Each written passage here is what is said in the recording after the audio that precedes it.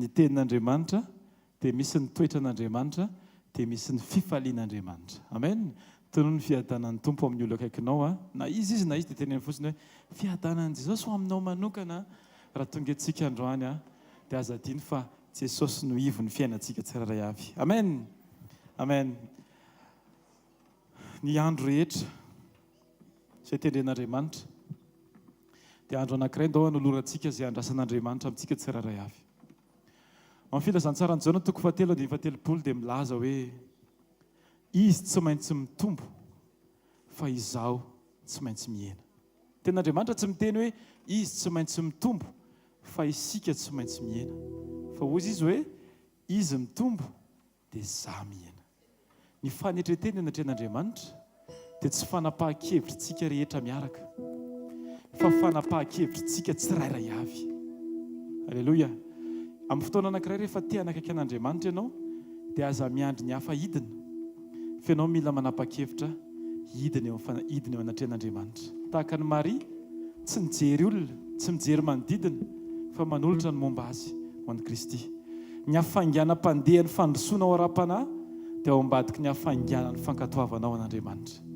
Rehefa malaky ianao mankatoa an'Andriamanitra dia vetivety ny fahatanterahany sitrapon'Andriamanitra ny fiainantsika tsirairay avy. Amaky ny salamontsika, salamo 190 andiny voalohany ka hatramin'ny 7 dia manasanao hoe hitsangana. Salamo 96 andiny voalohany ka hatramin'ny 7 mialohan'ny hafahantsika mamaky ny tenin'Andriamanitra dia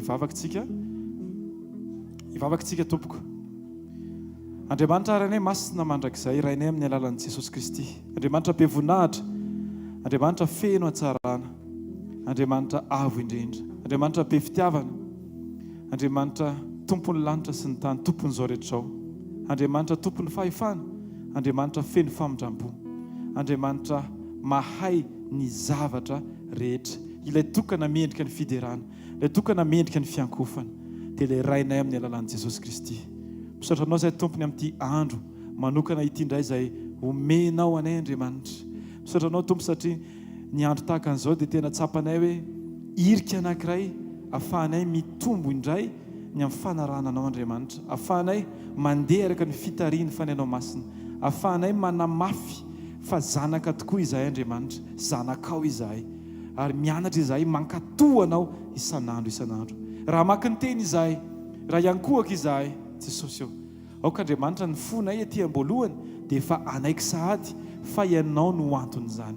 Tsy ny asa fanompona, tsy ny olona mitondra teny, tsy ny olona mijoro, tsy ny olona mitarika, fa ianao Jesosy Kristy ilay ao anatinay tsirairay avy, ilay Andriamanitra tonga nofo nitsangana tamin'ny maty ho famonjena anay tsirairay avy. Ianao miambonahitra, ianao no antony hiteafana, ianao no antony andoaliana, ianao no antony hientana ny fonay Andriamanitra, ianao no antony fifalianay Andriamanitra tsara indrindra, ianao no antony fitsikianay Jesosy amin'ny anaranao Andriamanitra avy masina mandrakizay. Amin'ity fotoan'ity Andriamanitra dia ampanaiky ny momba anay indray izay araka ny teny izay fampizaraina fohy teo Andriamanitra hoe izahay tsy maintsy mihety izahay, fa ianao kosa dia tsy maintsy mitombo ao anatin'ny fonany tsirairay avy. Raisiny toerinao Jesosy eo amin'ny fiainanay androany. Aoka ianao Andriamanitra no hitombo eo amin'ny fiainanay, hitombo ny amin'ny fanapahan-kevitra. Aleloia.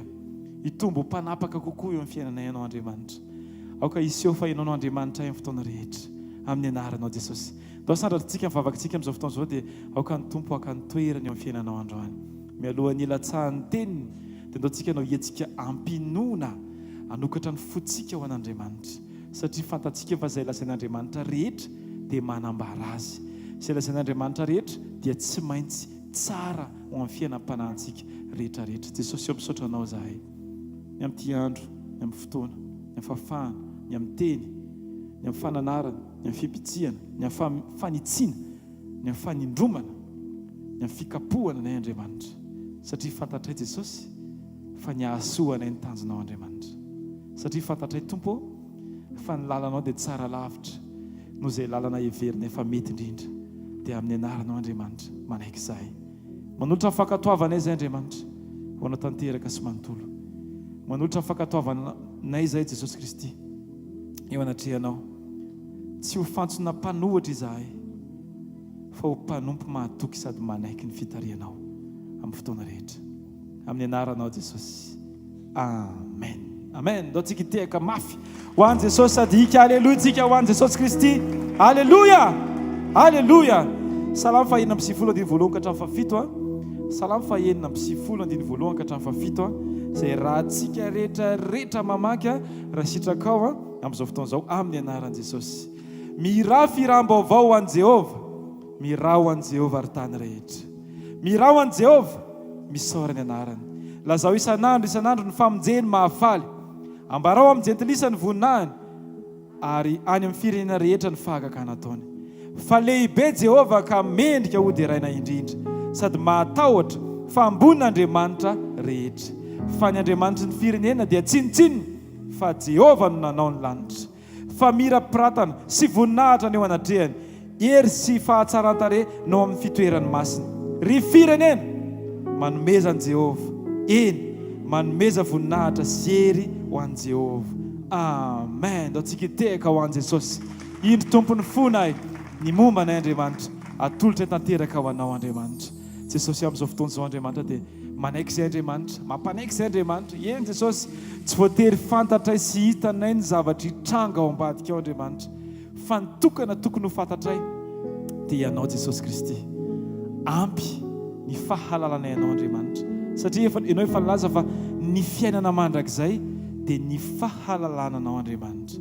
Ny fanananay anao Andriamanitra ary ny fanekenay ho fanananao Jesosy Kristy no ahatanteraka ilay fiainana izay nampanantenanao amin'ny filazantsarany Jona 10:20, ilay fiainana be dia be eo amin'ny antsirary avy. Amin'ny anaranao Jesosy tanteraka aminay izany, amin'ny anaranao Jesosy tanteraka amiko izany. Dao tsika eraky hivavaka hiteny an'izany, Tompo tanteraka amiko izany fiainanao izany, dia ny sitraponao no tanteraka amiko Andriamanitra androany. Izay tianao Andriamanitra, tsy ilay tiako, tsy ilay metimety amiko, fa ilay ao am-ponao, ilay efa lehibe ao anatin'ny fonao Andriamanitra no ko tanteraka amiko androany, amin'ny anaran'i Jesosy. Aleluia, aleluia, amen.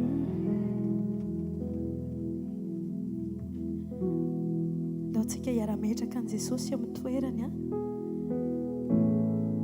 amin'ny toerany maha-Andriamanitra, amin'ny toerana maha-mpanjaka azy, fa masina mandrakizay ny anarany ary mandrakizay dia manjaka izy, velona izy,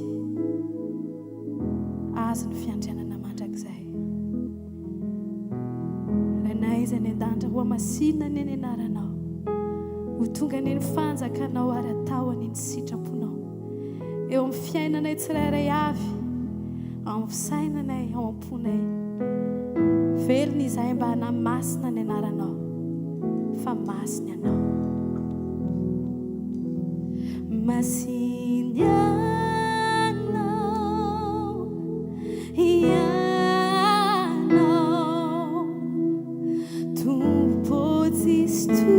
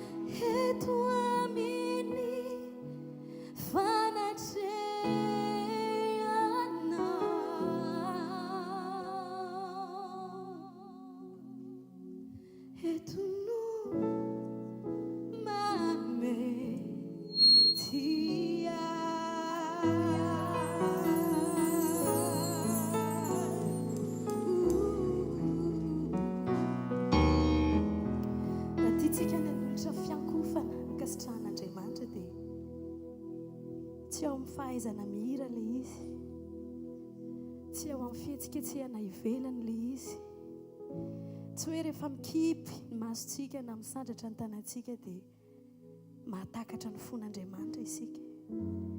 Fa ny andrasan'Andriamanitra ny tena fiankofana marina dia isika manaiky hoentin'Andriamanitra, manaiky ho tian'Andriamanitra amin'ny circonstance rehetrarehetra.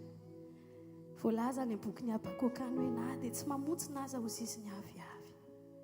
Mety tsy misy voniny voaloboka fa zaho ozy izy hifaly amin'ny Jehova satria izy ny tanjako.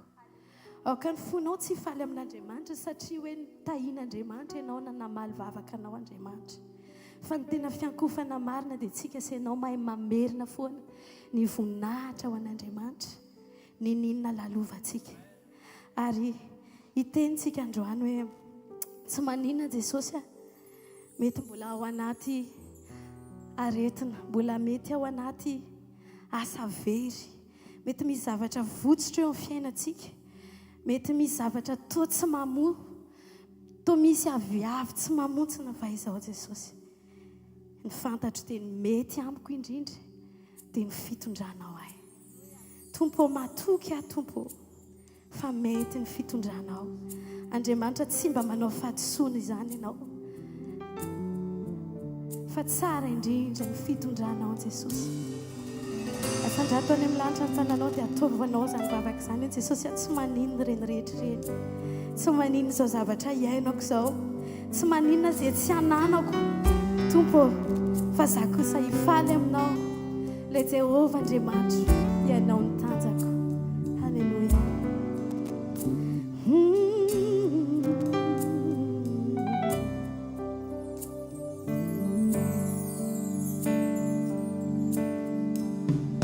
Tsy voafetra ny hita ny maso sy izay hoenty ny fiainana, fa lalana tsy maintsy hodiaviko ny fanamboarana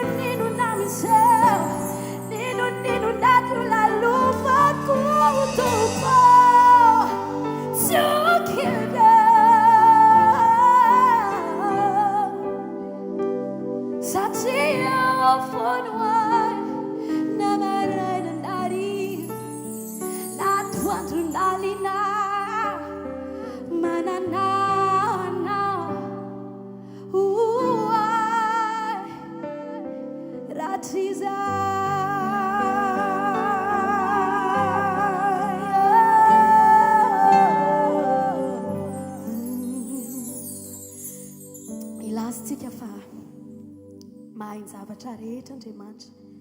Ny filazantsika hoe mahay zavatra rehetra Andriamanitra dia tsy hoe hitakitsika Andriamanitra hoe tia misy olana anankiray zany Jesosy dia vahaola izy, tsy maintsy vahaola izy satria ianao mahay ny zavatra rehetra. Fa amin'ny circonstance rehetra na mivaly ny vavakantsika na tsy hamaly Andriamanitra dia ny fiankofana marina dia tsika mahay milaza fa hainy atao ny zavatra rehetra. Amen. Izy ny Jehova aoka izy anao izay sitraky ny fony. Andriamanitra raha ny zanany malalany aza nafoiny ho antsika maika avy ny zavatra rehetra tsy omeny ny malalana dia matory azy izy. Androany tsika iteny androany hainao atao ny zavatra rehetra. Ianao no alfa, ianao no omega, manjaka amin'ny zavatra rehetra ianao Andriamanitra. Dia aoka ny fotsika tsy hirana izany ho fanantena ny zavatra fa tena tiantsika Andriamanitra dia hiritsika androany, ikikitsika androany. Ureny fanapana rehetra na any ambany tany na any ambony na iza dia ara-iaika androany ary ny lohalika rehetra dia tsy maintsy anaiky fa Andriamanitra no nahariana ny zavatra rehetra.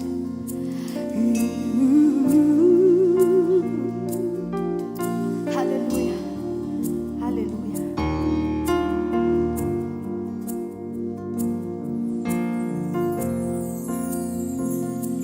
Ianao no ano falay tsy miova, ianao omega mandrakiza, manjaka mikeranao tompo, andriamanitry ny fakakana, tombo tsitsolay afo indrindra, andriamanitry ny tiay atao, rehefa miteny anao tompo, tsisy matoetranao, ainao atao.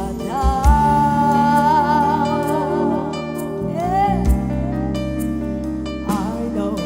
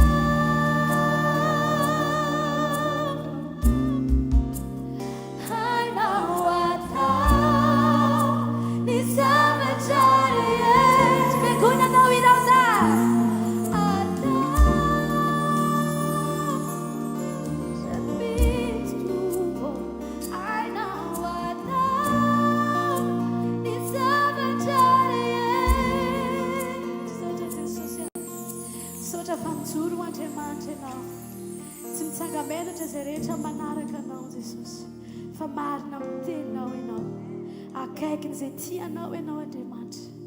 Ary ianao ilay manana planina izay tsara indrindra ho anay. Hoy ny teninao hoe hevitra hitondra anay amin'ny fiadanana fahatsoloza novena. Dao tsika reto hibanjina an'ilay mandrakizay atsika. Io zavatra rehetra iainantsika io dia mandalo. Fa ny teny Jesosy dia Jesosy irery ihany mandrakizay. Ary izao zavatra rehetra iainantsika izao dia manomana antsika ho an'ilay mandrakizay. Angataka anao amin'izao fotoana izao tena hoe adinoy ny zavatra rehetra. Mahita ny Jesosy ilay nanoloranao ny ainao sy namonjy ianao afaka tao tsy famarinana rehetra. Ilay nividy ny fanahinao ilay efa very ho any amin'ilay mandrakizay. Akdio ny masonao. Mahita ny Jesosy amin'izao fotoana izao mapakatra anao. Manokatra ny tanany anankiroa izy dia miteny aminao hoe anaka. Midira amin'ny fifaliako ianao. Efa ela ny andrasan'i Jesosy amin'izany fotoana izany na izy ary efa dodina ny apakatra antsika sy ianao. Aoka ny fisainantsika tsy iraikitra amin'ity mandrakizay ity. Aoka ny fijerintsika tsy ho tavela eo amin'ny nofontsika ka tonga antsika ho ampahorian'ny filantsika. Fa ao tsika tena hibanjina ilay mandrakizay ilay tsara indrindra efa nomany Jesosy. Fa ho avy ny andro anankiray ampakarana antsika sy ianao. Dia ho foana ny zavatra rehetra. Ho foana ny toloky ny alahelo ny fahadisom-panantenana. Ho fafoany Jesosy ny ranomasina rehetra. Faly izy fa ho avy ianao. Ary toetra ho avy ny mandrakizay.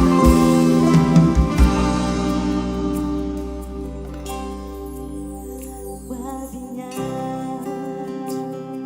hiverenanao. Eny amin'ny rano lanitra ho an'ireo ny misinatra ifamonjena natolotra. Tsy tomany ao tsengai ai fa fantatro fisanjany ao. Efa voasoratra ao am-boky ny fiainana izao efa natsangana.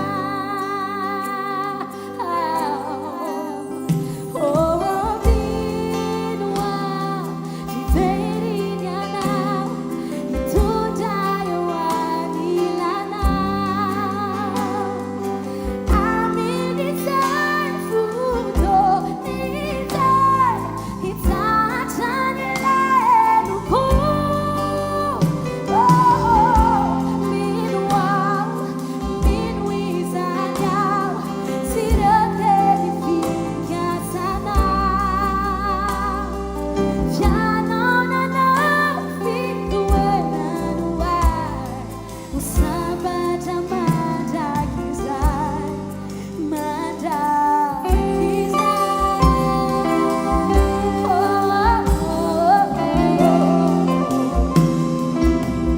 Sensosio.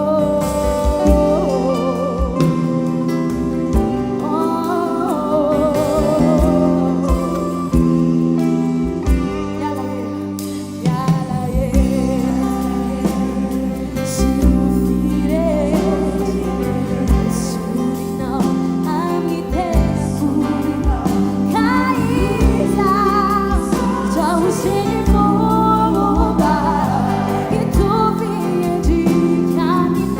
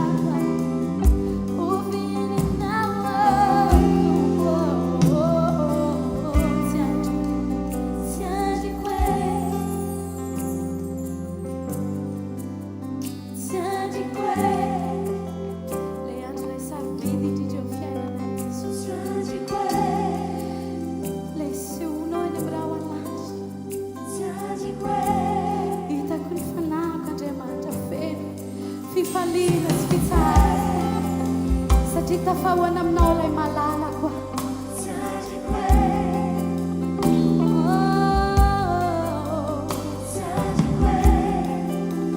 irao mifonao rehetra tsy andro za Jesosy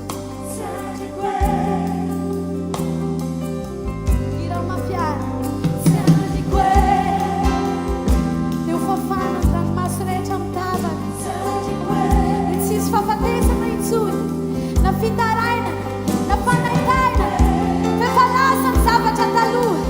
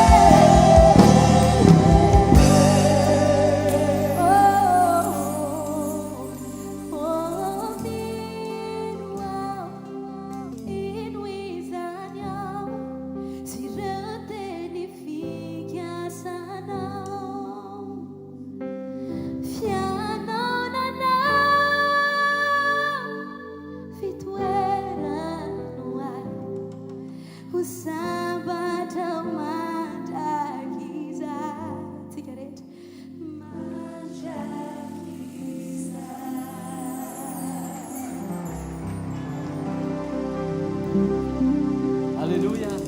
Mazo toerana tompoko azafady. Dia tonga amin'ny fotoantsika hamerena voninahitra any amin'i Jesosy ny amin'izay nataony teo amin'ny fiainantsika tsirairay avy.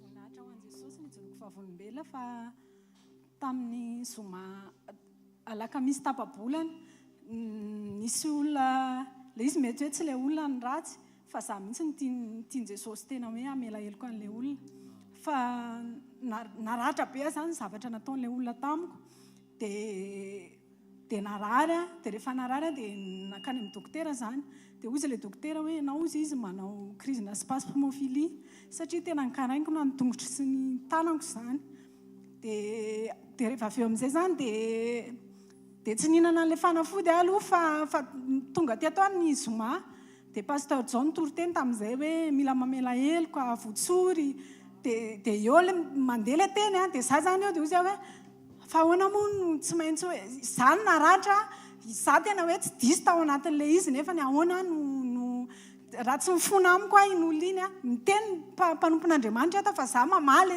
ny apitoerana hoe raha tsy mifona amiko le olona za tena tsy hamotra satria tsy diso ao anatin'le izy fa izy ny diso dia tena ohatrany hoe ziriziry be zany ny tato anatiko dia tena ohatrany hoe vao mahay narary tena hoe mahavesatra tena mbola tsy nanao an'izany hoe tena mahavesatra misy manindrona be ato amin'ny foko ato dia tonga ny zoma hariva dia ohatrany hoe miverina foana zany le teny hoe mamotritra dia mamela dia na tsy diso ara dia manantona le olona dia mifony dia sabotsy dia tena mbola ohatrany hoe tena ohatrany hoe tsy mety mihitsy ny nofiko zany hoe ahoana mihitsy any fona le olona koa avy mbola niteny za tsy mifona ozy le olona ka za tsy mifona ny amin'izany mihitsy tokony isy ifonako ny amin'izany fa normal zany nefa ny nofiko zany tena mitaky an'le hoe fonana any amin'le olona zay avy ohatrany hoe oreko hoe tena ho afaka rehefa mifona le olona ny indrasako any amin'le le olona vao maika amin'ny teny tsy mifona dia avy eo dia mamerina naveriko foana zany le toroteny naveriko foana le toroteny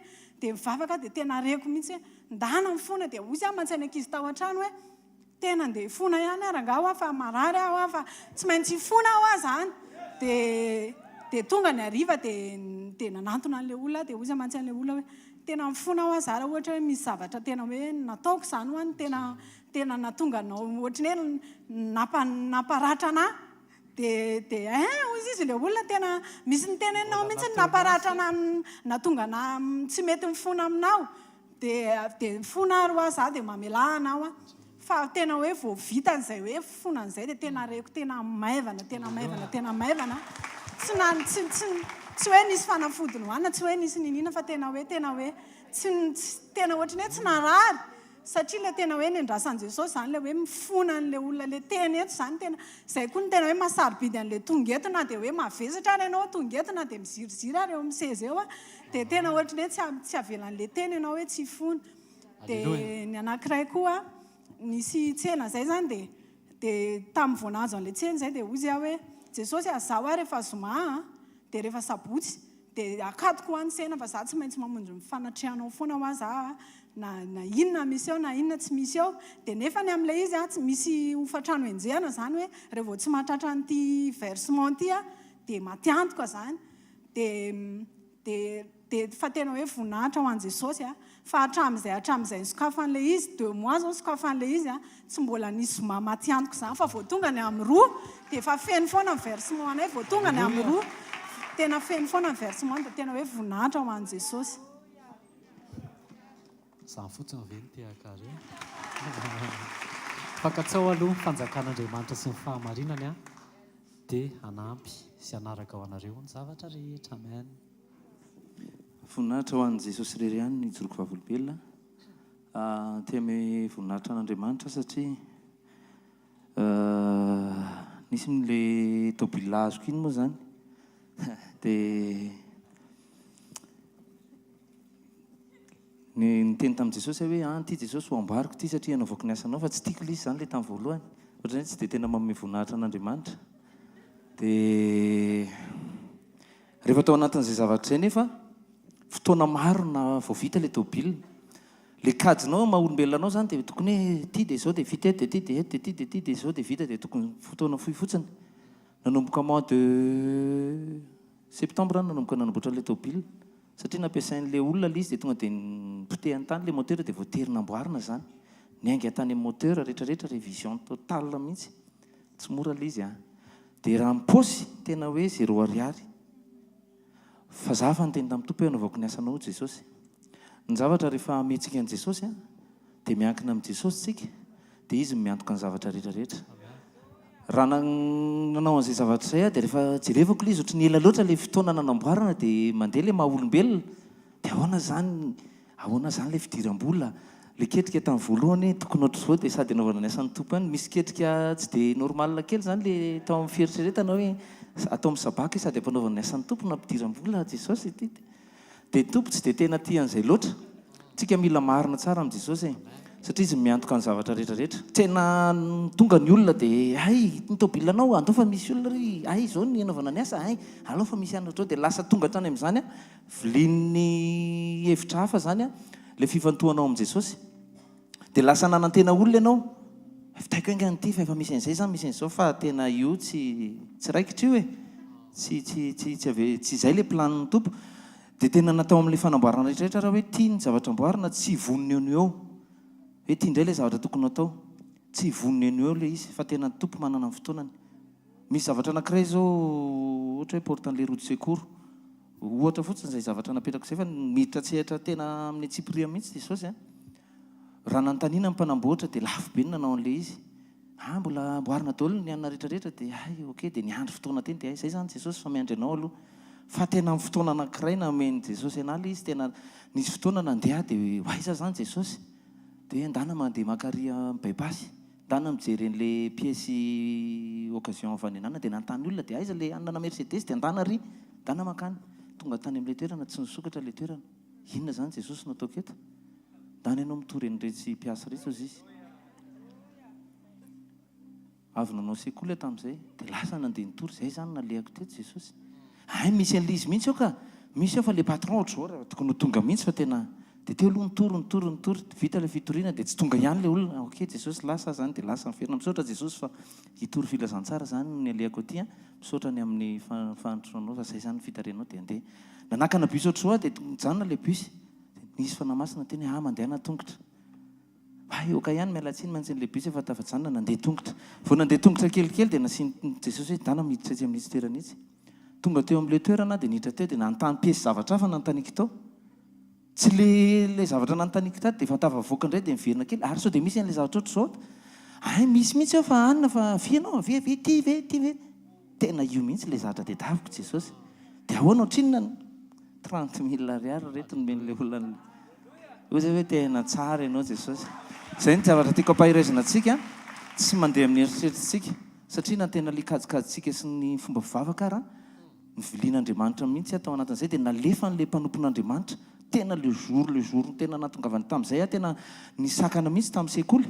Vao tonga tao amin'le sekoly dia vao tonga ny telefona dia za monjy sekoly Jesosy. Tonga tao amin'le sekoly jereko tsisy mpanao kameramanina tsisy ihana dia nompanao eto Jesosy androany zany tena hanao ny asanao fa izay ampanovinao ahy.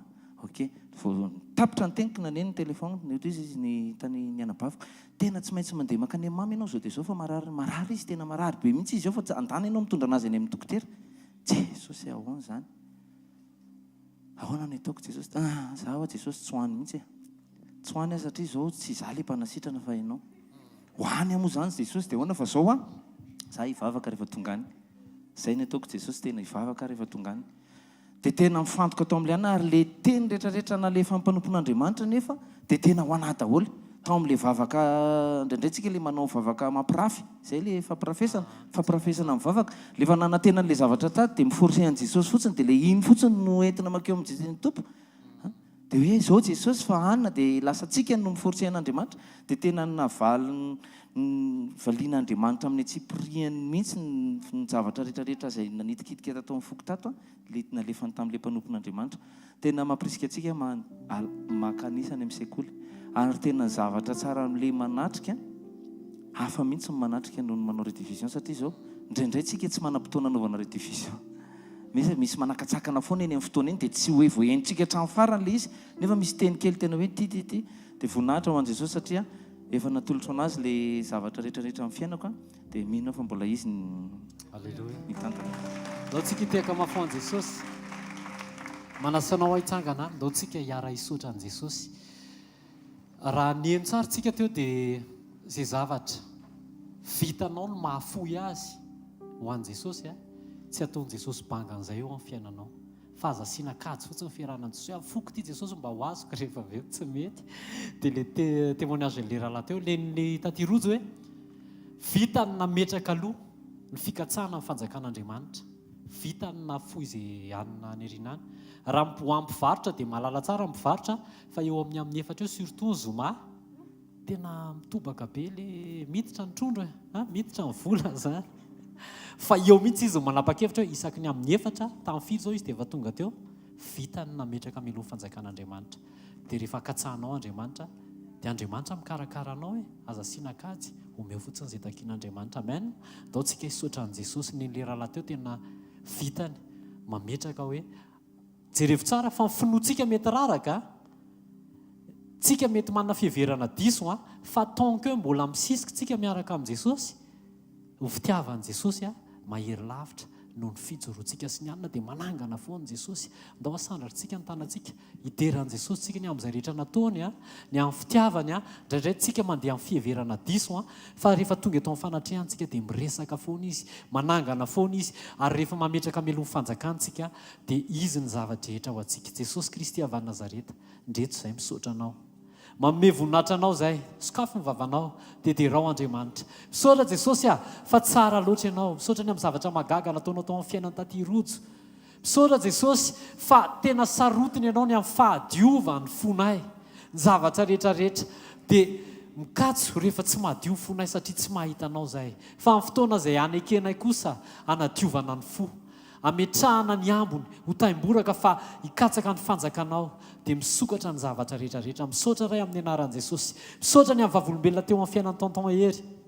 Misaotra Jesosy fa amin'ny fotoana dia tonga ianao mandefa iraka avy any lavitra mampiteny ny mpanomponao fa ny fikatsahananao fanafoanana ny maizy anay sy ny ao an-tsaina ny mihoatra lavitra noho ny fanerenanao amaly ny vavaka izay angatahanay. Misaotra Jesosy fa saro-piaro ianao ny amin'ny fiombonana aminao amin'ny anaran'i Jesosy. Dia raisoanao Jesosy ny dera sy ny laza ary ny voninahitra mandrakizay. Amen. Manasanao azy toerana.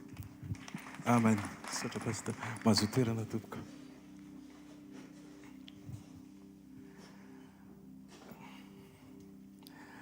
Tsara Jesosy. Androany tongeto ny tenin'Andriamanitra. tenin'Andriamanitra dia tonga fa ny tsara indrindra voarainao ny tenin'Andriamanitra. Amen. Andao merina kely tsika mamela kely taty rojo merina fa lasa le teny dia tao amin'ny taty rojo ny zavatra hafa. Tsika rehetrarehetra ireo avy any amina toerana be dehibe samihafa dia misy zavatra be dehibe ao anaty ao. Indraindray zao misy sasany nahazo teny mahery avy any amin'ny mpampiasa. Misy sasany zao ao anatina enjikenjika be mety anao fanadinana dia misafiritaka be ao anatin'ny sainao. Misy sasany zao misy vola tsy maintsy enjehana dia kajikajy mafy be. Misy zavatra maro be samihafa tsy voatanisa ao anatin'ny tsirairay. Dia tonga eto amin'ny fanatrehan'Andriamanitra dia mahafinaritra eto amin'ny fanatrehan'Andriamanitra fa misy fiadanana eto. Manomboka amin'ny fiderana dia misy fiadanana dia mahafinaritra dia alaise. Fa indraindray ilay zavatra vonona ao anatinao tsy mamela an'ilay tenin'Andriamanitra ho tafiditra. Dia androantsika mila manapa-kevitra raha iain'ny tenin'Andriamanitra. Misy teny ho anao ahafahanao manatona eo anatrehan'Andriamanitra. Ilay teny no hitarika anao mba ho eo amin'Andriamanitra. Raha misy zavatra anankiray zao ao anatinao mibahana dia iny mahasarotiny anao fa androany ny tenin'Andriamanitra hikitika an'iny zavatra iny. Zay le mila vonina kitio ny akaikinao mila vonina tsika hoe ho kitian'Andriamanitra io hoe dia vonina ve anao ho kitian'io zavatra io. Tsy haiko mety ho resaka toetra izany, mety ho resaka tsy fantatro fahazarana, tsy haiko fa misy zavatra ho kitian'Andriamanitra eto androany. Fa mila vonintsika amin'ilay teny ho avy. Nisy fotoana nanomboka tato amin'ny asa fanompony zahay dia tonga dia mipetraka tao amin'ny Roxy tao. Dia rehefa mipetraka dia ny zavatra tadidiko dia zao: tsy zavatra azoko io tenin'Andriamanitra io, tsy zavatra voaraiko. Ny tenin'ny pasteur mihazakazaka dia le teny teny mavesatra be dehibe dia mbola mieritreritra ny anankiray dia tonga ny ray dia tonga tsisy azoko na ray ary. Tena hoe miala maina. Mody tsy mahavoaraina ininona fa nafinaritra aloha fa misy fiadanana zany ianao dia fa tsy naray teny.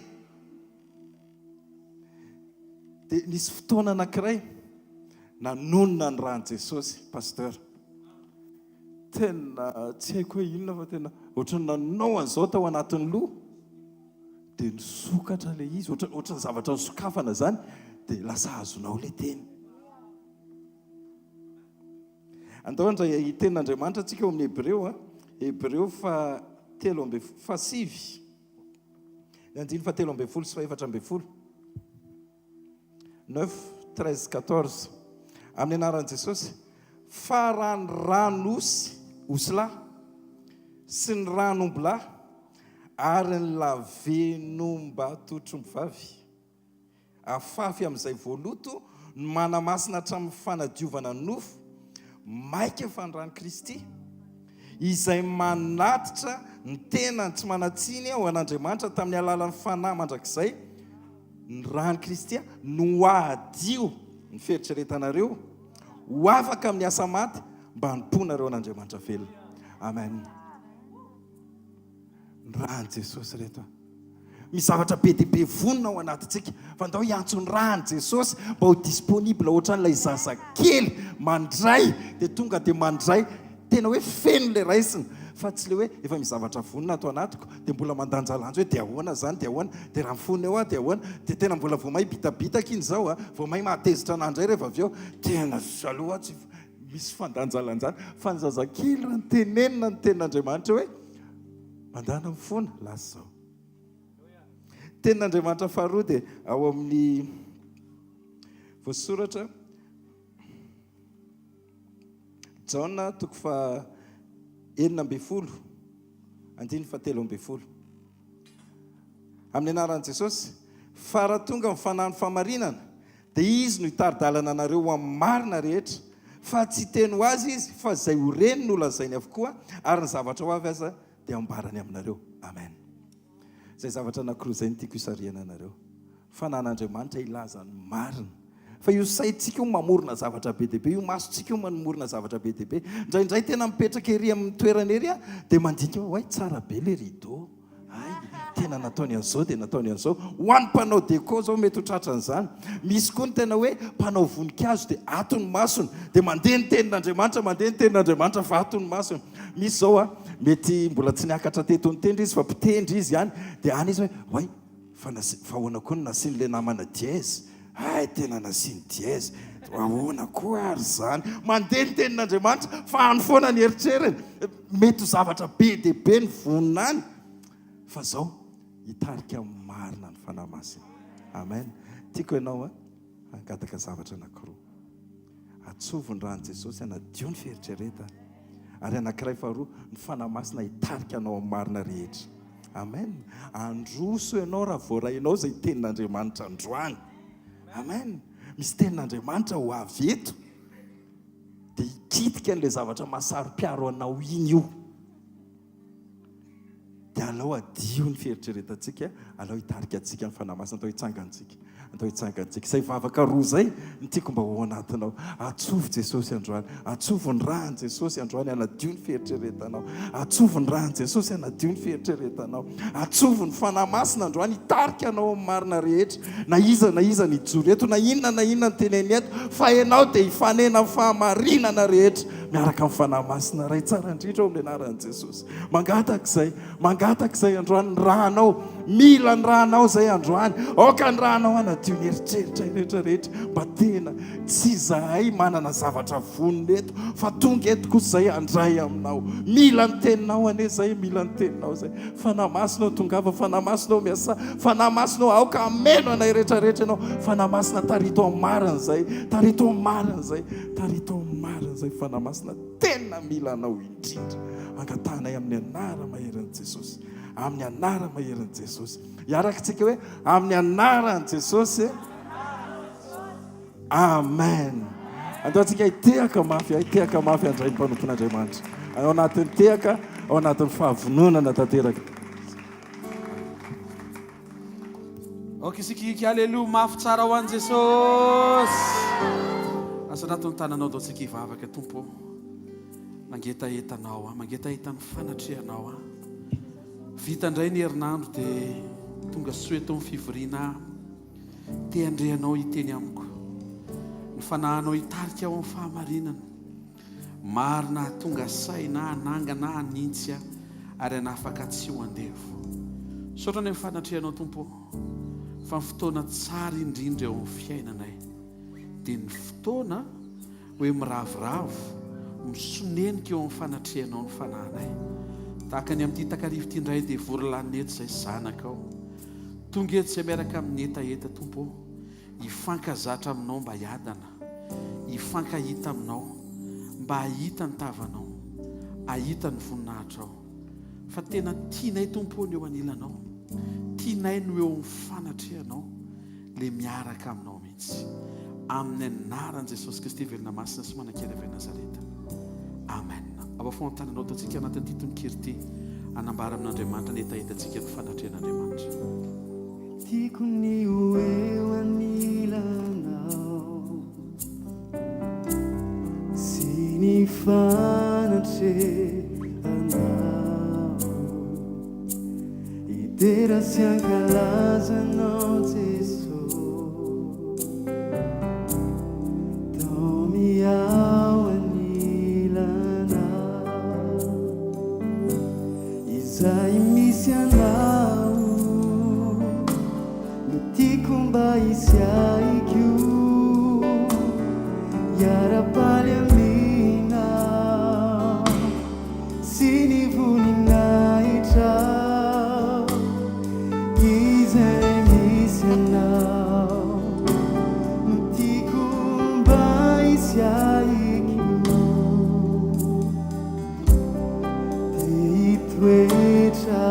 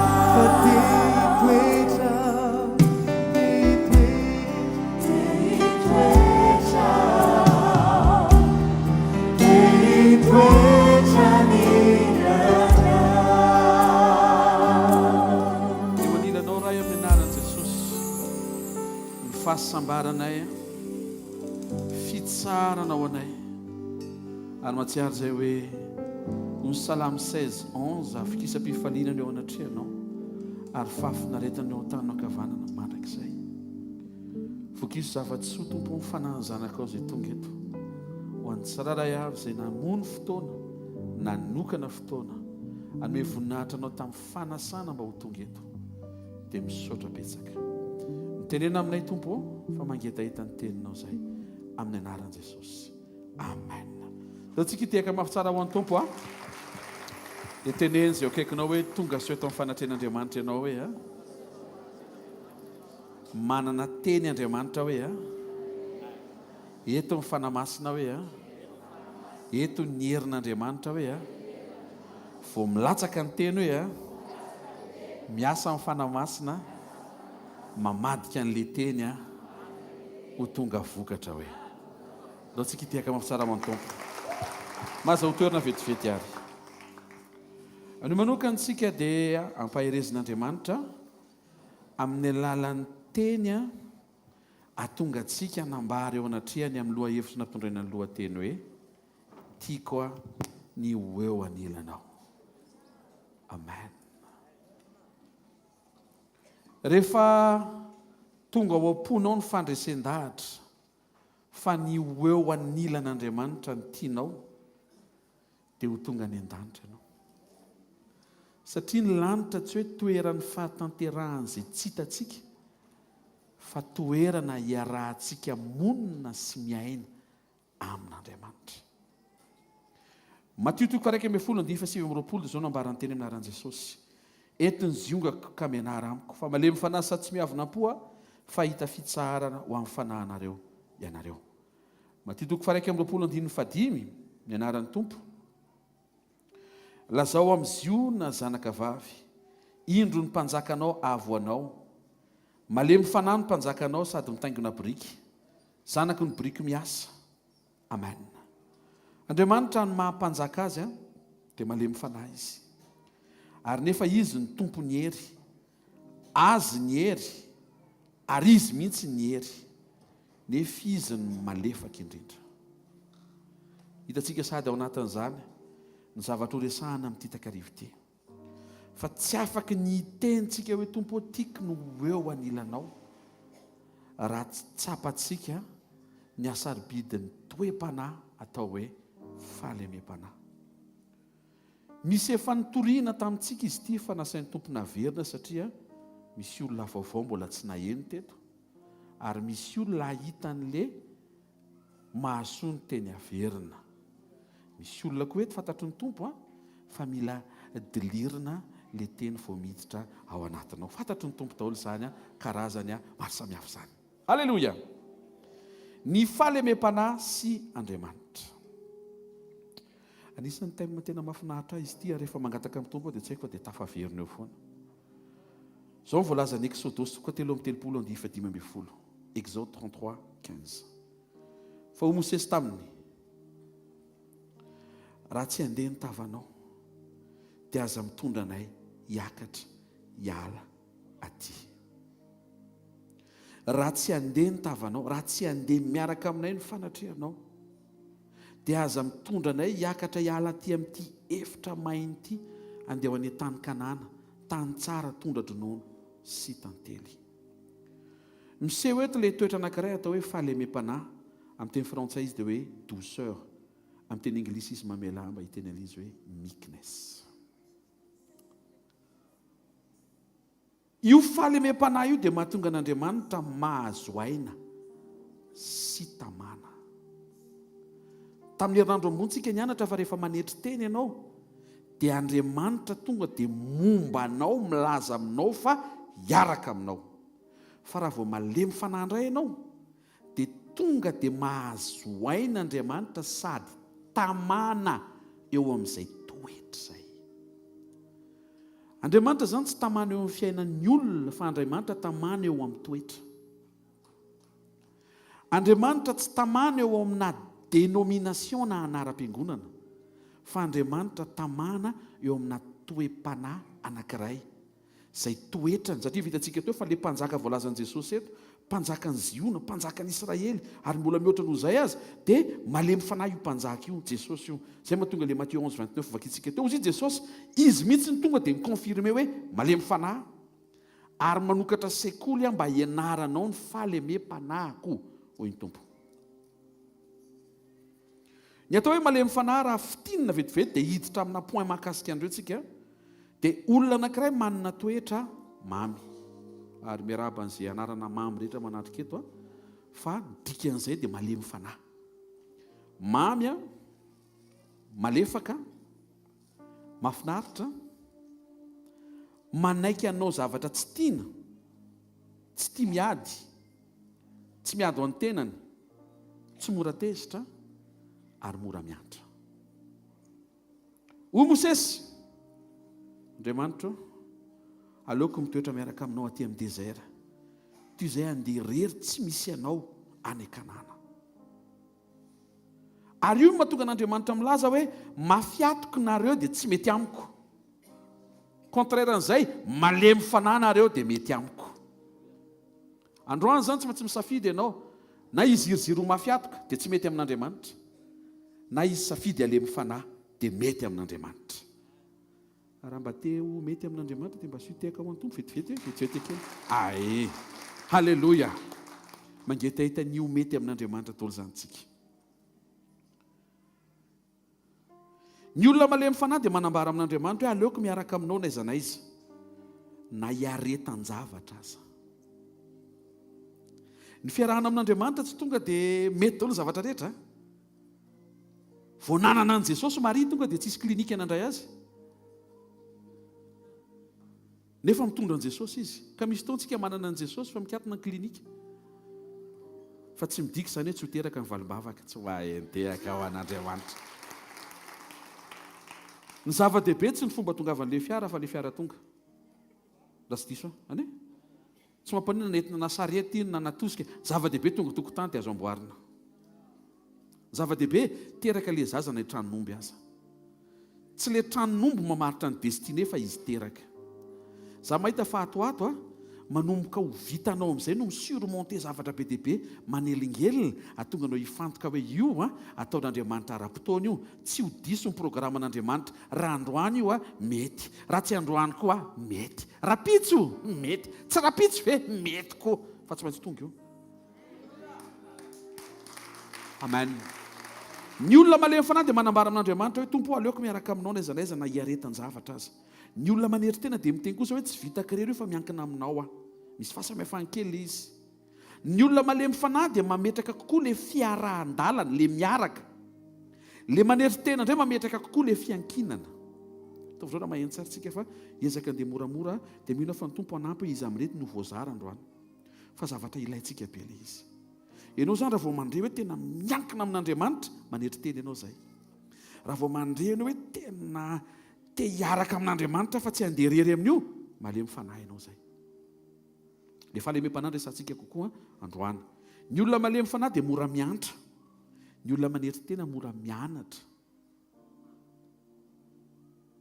Miantsika. Ny olona malemy fanahy tsy miady ho any tenany.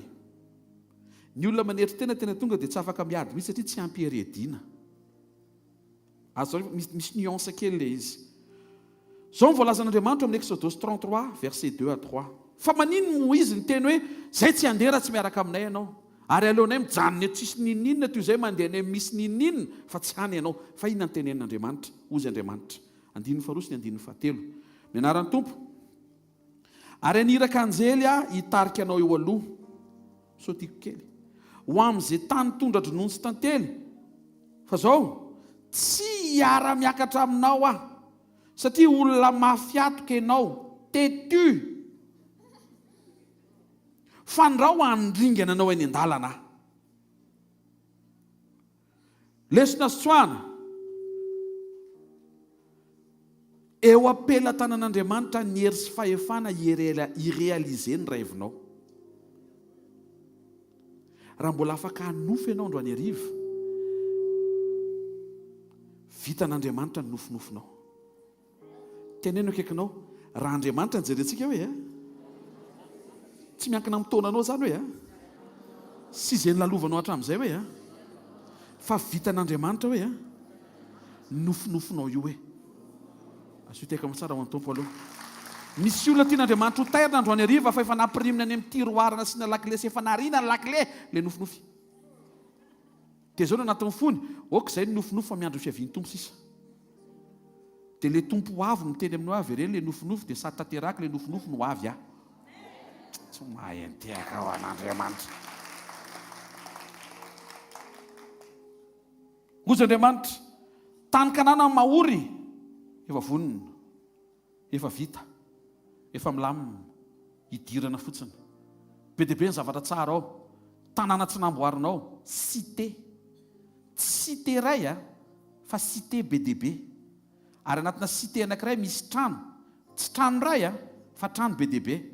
Ary isaky ny trano dia misy tokotany, dia le tokotany misy tanimboly. Tanimboly tonga dia mahavokatra, vao miditra to dia mihinana fa tsy mamafy. Ngozan'Andriamanitra zany no manko anao zany. Dia ianao tsy mahatsaka lavitra be fa to dia asiako fatsakana isa tokantrano. Tonga dia confort clim ny zavatra mety ilainao, wifi. Tiako ho azonareo tsara le tian'Andriamanitra ho tenenina. Manjy zany toeran'izany satria efa niteny a fa hoe soroka eto amin'ity toerana tsy mety tianareo ho alefako amin'ile toerana mety a any amin'ile mba nofinofinareo ho atao karanga zany ozy Andriamanitra. Fa zao izy izy mafiatoko nareo tsy miaraka aminareo any a ndanany amin'ile nofinofinareo fa za tsy ho any. Ny réaction'ny olona atao ahoana za fa dia misy ny lalana irana ary maintsy misy ny dingana isarana ka dia isaorana anao be dia be nanomana ny tany Kanana fa dia ozy ny fomba fiteny hoe misaraka eto zany lalana ka dia tsofirano ary zay andeha zany ka ianao ary tsy mety araka aminay nga izy ty fanereny. Ozy izy Moïse ataovy izay ataonao, izay tany Kanana any a tsy ahoko fa ny ahoko ianao. Ka ataovy izay resaka ataonao eo fa izay teneninao eo a fa ianao no ilainay. Fa inona ke misy any amin'ny désert?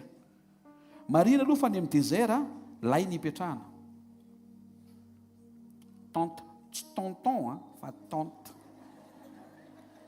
Lay, lamba, velarina, asiana hazo. Ary tamin'izany Andriamanitra nampianatra momba ny fankatoavana. Ozy Andriamanitra andrahona ny hitariako anareo amin'ny andro ary andriafo amin'ny alina. Izany hoe colonne de fumée dia iny a miaro ny zanak'Israely mba tsy mamay be satria ny amin'ny dezaka désert. Dia rehefa mialina indray maizina be dia colonne de feu mba tsy ho maizina be satria ny amin'ny dezaka. Andriamanitra rehefa mitsimbola sy efa mitsinjo. Dia zao izy ifanarahantsika vao mikisaka ny andrahoana to dia mangoronetana daholo dia manaraka ny andrahoana. Zavatra mitranga zany any amin'io le fiainana zareo tany amin'ny désert io a isaintsika tokantrano anankiray atsangana ny tenty dia efa namboarina ny seza efa nampirima tsara dia sakafontsika rakizy a maneno ny trompetra tototototo dikan'izay haorina daholo indray sady tsy mahazo tezitra tsy mahazo sorena tsy mahazo maka elona fa maka te maka tenty dia aorina indray dia manaraka indray hoe lasa indray dia mety afaka adiny roa tototo mijana indray dikan'izay dia manorina indray. Tsy haiko hoe nareo ve mety hoe mahafinaritra ve zany? Resaka antratsika zany a za aloha mahita voatrony tsy dia aizako ve zany dia sady tsy hampandrenesina meloa zay ne mahatonga anao anatina safanompoana tsy dia hampandrenesina meloa tampotampoka tonga dia rahalia amin'ny sabotsy tampotampoka eo atsaniko eo zay dia toizina radio avy eo. Tsy mahafinaritra zany ny zavatra miandry any tany Kanana, maison en dur, misy rindrina, misy varavarakely, misy tafo, misy carreau, mba misy varavarana ry reto. Ny lay tsy varavarana fa rideau. Ianao zany tsy maintsy teny misolo akanjo misolo akanjo satria lay. na ny intimiténao tsisy chambre manoky tsisy an'izany fa any tany kanana afaka mihidy a misy trano tena hoe confort fa ozy izy Moïse aleoko mijalijaly aty amin'ny désert anatilay fa miaraka aminay ianao toy izao ny tany kanana ohatrany confort fa tsy any ianao zay le leson'androany tiako ny eo anilanao inona ny sakafo nohanina tany hoe désert Exode 16:31 anaran'i Jesosy ary ny anarany dia mana ary tahaka ny voandrafy izy sady fotsy ary ny fanandramana azy dia tahaka ny mofo misy tantely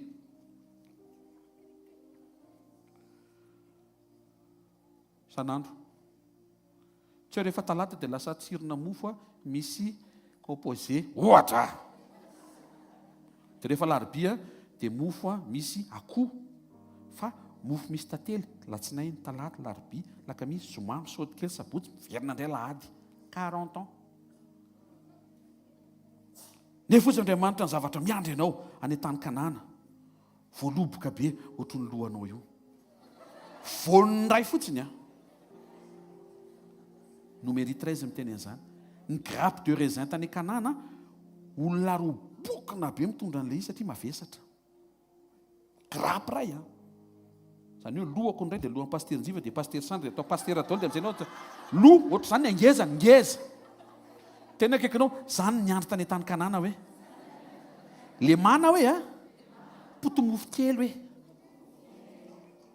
nisy raisin tany aponga be ndanitra grenadine tondra dronosy tantely aviavy figue misy ny rehetra buffet eno io tsara ny mana tsara ny tsirony fa tsy matsiro c'est bon mais c'est pas délicieux kanefa nutritionnellement na hoe ny otrikaina rehetra ilain'ny vatana dia mahavarina fa misy anatin'ny trompotomofo fotsifotsy kely ho anisa maray complet ao daholo atambarany baobabanao sy ny inona daholo ty inona daholo sezame inona daholo atambaro fa memezan'le mana satria izy feno hatrany an-danitra mahavarina ozy izy Moïse alohan'ny hoe miaritra mihinana mana isan'andro sakafo mahavoky fa tsy matsiro ty izay ho any tany kanana sady ny tany kanana omby be masikita tiako teneniny hoe tantaraiko ohatr'izay mitsy mba ho azonao hoe fa inona loatra ke ny tao amin'ny Moïse mahatonga Moïse tsy niazakazaka hoe ampy izay ny aty amin'ny désert fa aloha mba hiditra any amin'ny confort sady tsara ny sakafo mba misy isafidianana fa ozy izy Moïse na zao ary ny condition fa eo ianao na zao ary ny zavatra iainako izay amin'izay le pratika fa eo ianao miaraka amiko dia aleoko zao misy ianao toy izay eritreritra hoe anery situation fa azo terena ny situation kanefa tsy hoany ianao miaraka amiko Joshua 5:5 mbola misy an'ity problema anankiray teny amin'ny désert ny anaran'i Jesosy ozy Andriamanitra tamin'i Joshua vao miditra ny tany kanana ianao tiako fantatrao fa androany nanakodiavako ny fandatsany Egypta ho afaka aminareo opprobre izy amin'ny teny frantsay fandatsana ohatrany ndraiky zany hoe fandatsana zany ohatr'izao zany fandatsana zany tonga va misy Egyptiana dia mamangivangy eo kory aby mamaly le jiosany ao ny salama jiosy monareo izy moa ny Andriamanitra reo Jehova tompony maro avaiza monareo avy any Egypta fa nanina tany nareo andevo zay tany dia nafana dia aty amin'ny désert ve mahagaga zany Andriamanitra reo zany nafana reo dia aty amin'ny désert dia misy afatra aty amin'ny désert ve dia izy aloha tsisy ninona fa misy Andriamanitra zay mahavoan'le secte tsisy ninina dia falifaly fa misy Andriamanitra sao dia very lalana le Andriamanitra reo eritreritra tsy hoe sanatria manafotoana fa sao dia adininy aty nareo zany natao hoe fandatsana dia amin'ny voalohany zany le zanak'Israely manakavaly moka izy ohatra fa raha ela à la longue Ohatran'ny hoe za foana koa ve fa ozy izy Moïse tsy maninona na olatsaina ary zay fa zay mahafantatra fa miaraka aminay ianao dia aleo voalatsa fa eo ianao toy izay ohatrany any an-tany-kanana tsisy mpanenjika tsisy mpandatsa nefa tsy any ianao. Misy zavatra me misokatra avy eo anatinao ry namako, misy zavatra important mihoatra noho zavatra mety lalovanao sy hainao io. Andriamanitra miaraka aminao, tsy maheno tiaka mafy tsara ho an'Andriamanitra. Mahavariana fa na ireo aza mifepetra ny aina Moïse dia ozy izy Moïse aleoko miaraka aminao na dia ohatra miafiafy kely aza. Ohatra ny ahoana ny endrika isehoany io fahalemem-panahy io teo amin'ny fiainan'i Jesosy, satria izy ary ny teny fa izy io malemy fanahy dia mazava be. Io Jesosy, aleoko tonga olombelona dia miaraka aminao Andriamanitra ray io. Toy izay tsy hidina nefa ny programa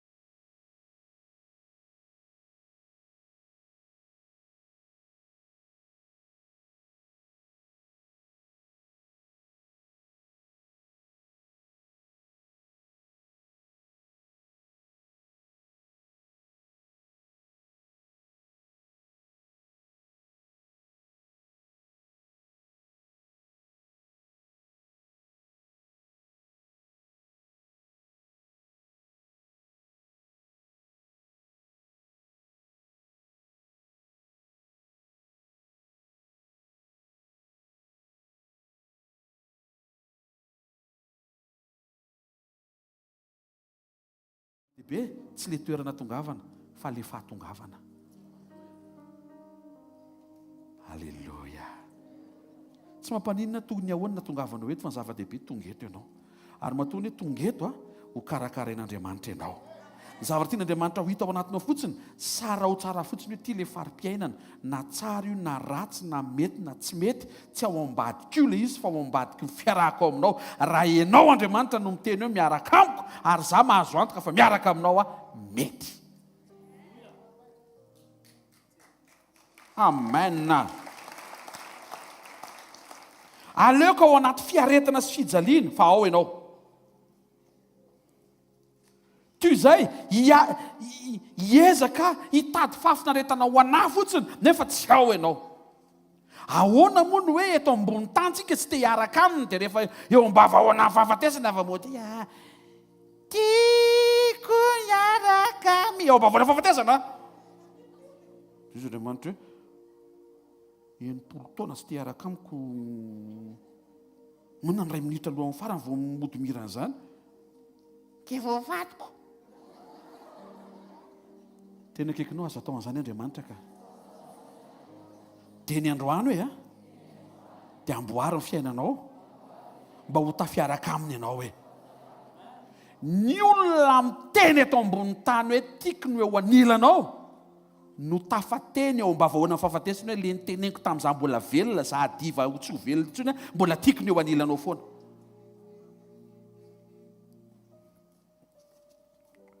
Amen.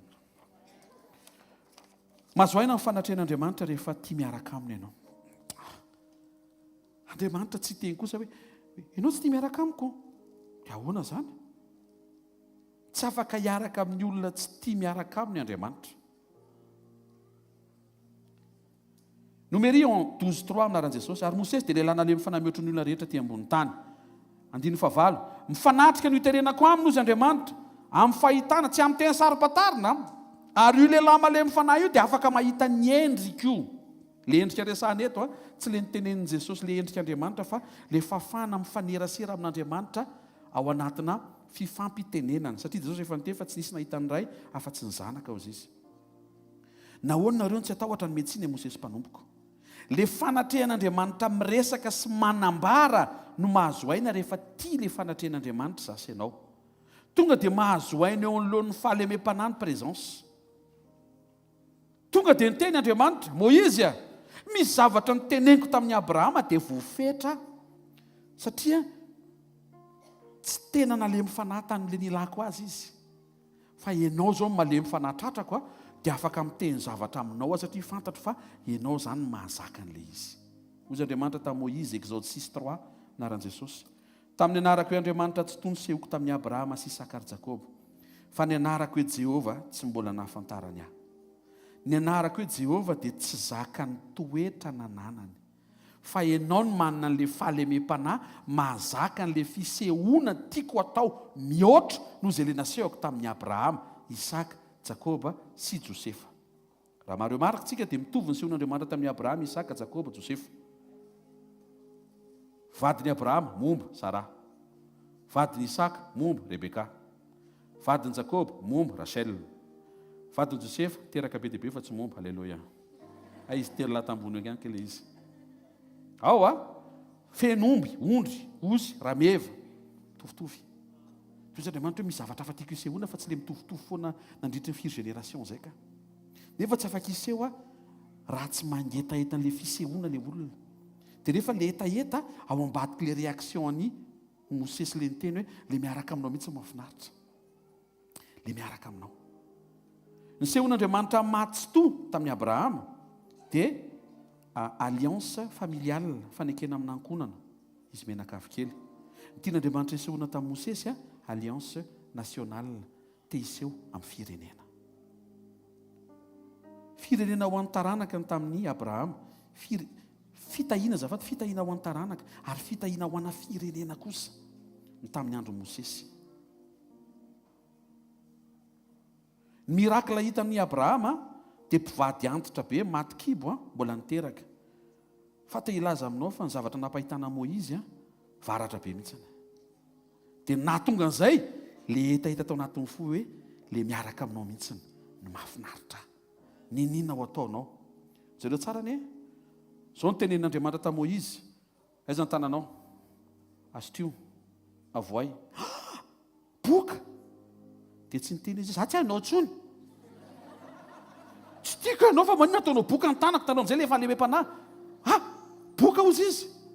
Dia teo izy fa tsy nandeha. Toy izy Andriamanitra, astio indray ne?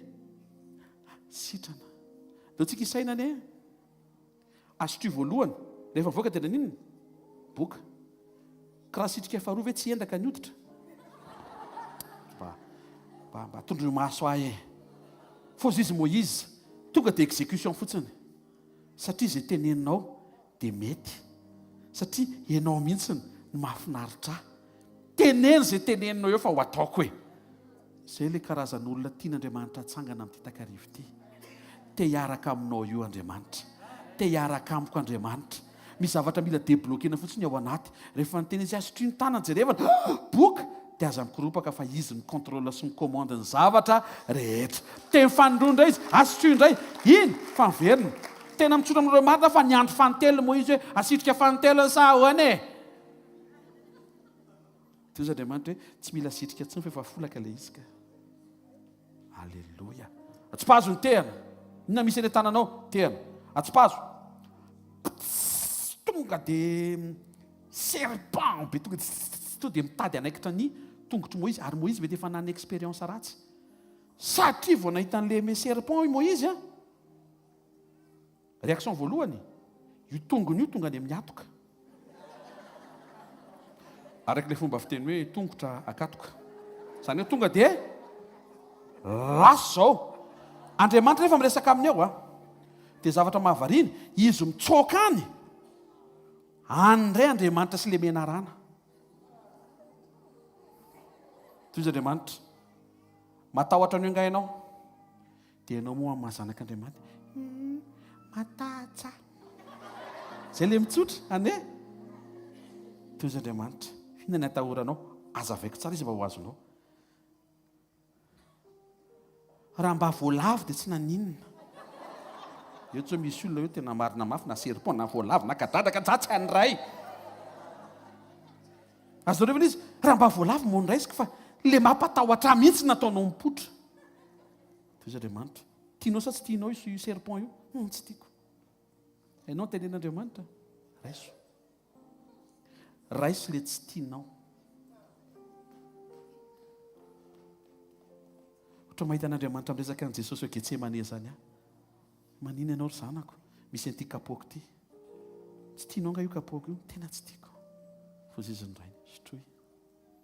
Satria nitsimbona sy nitsimbona anao. Fantatr' Jesosy fa ianao tsy asotro an'io.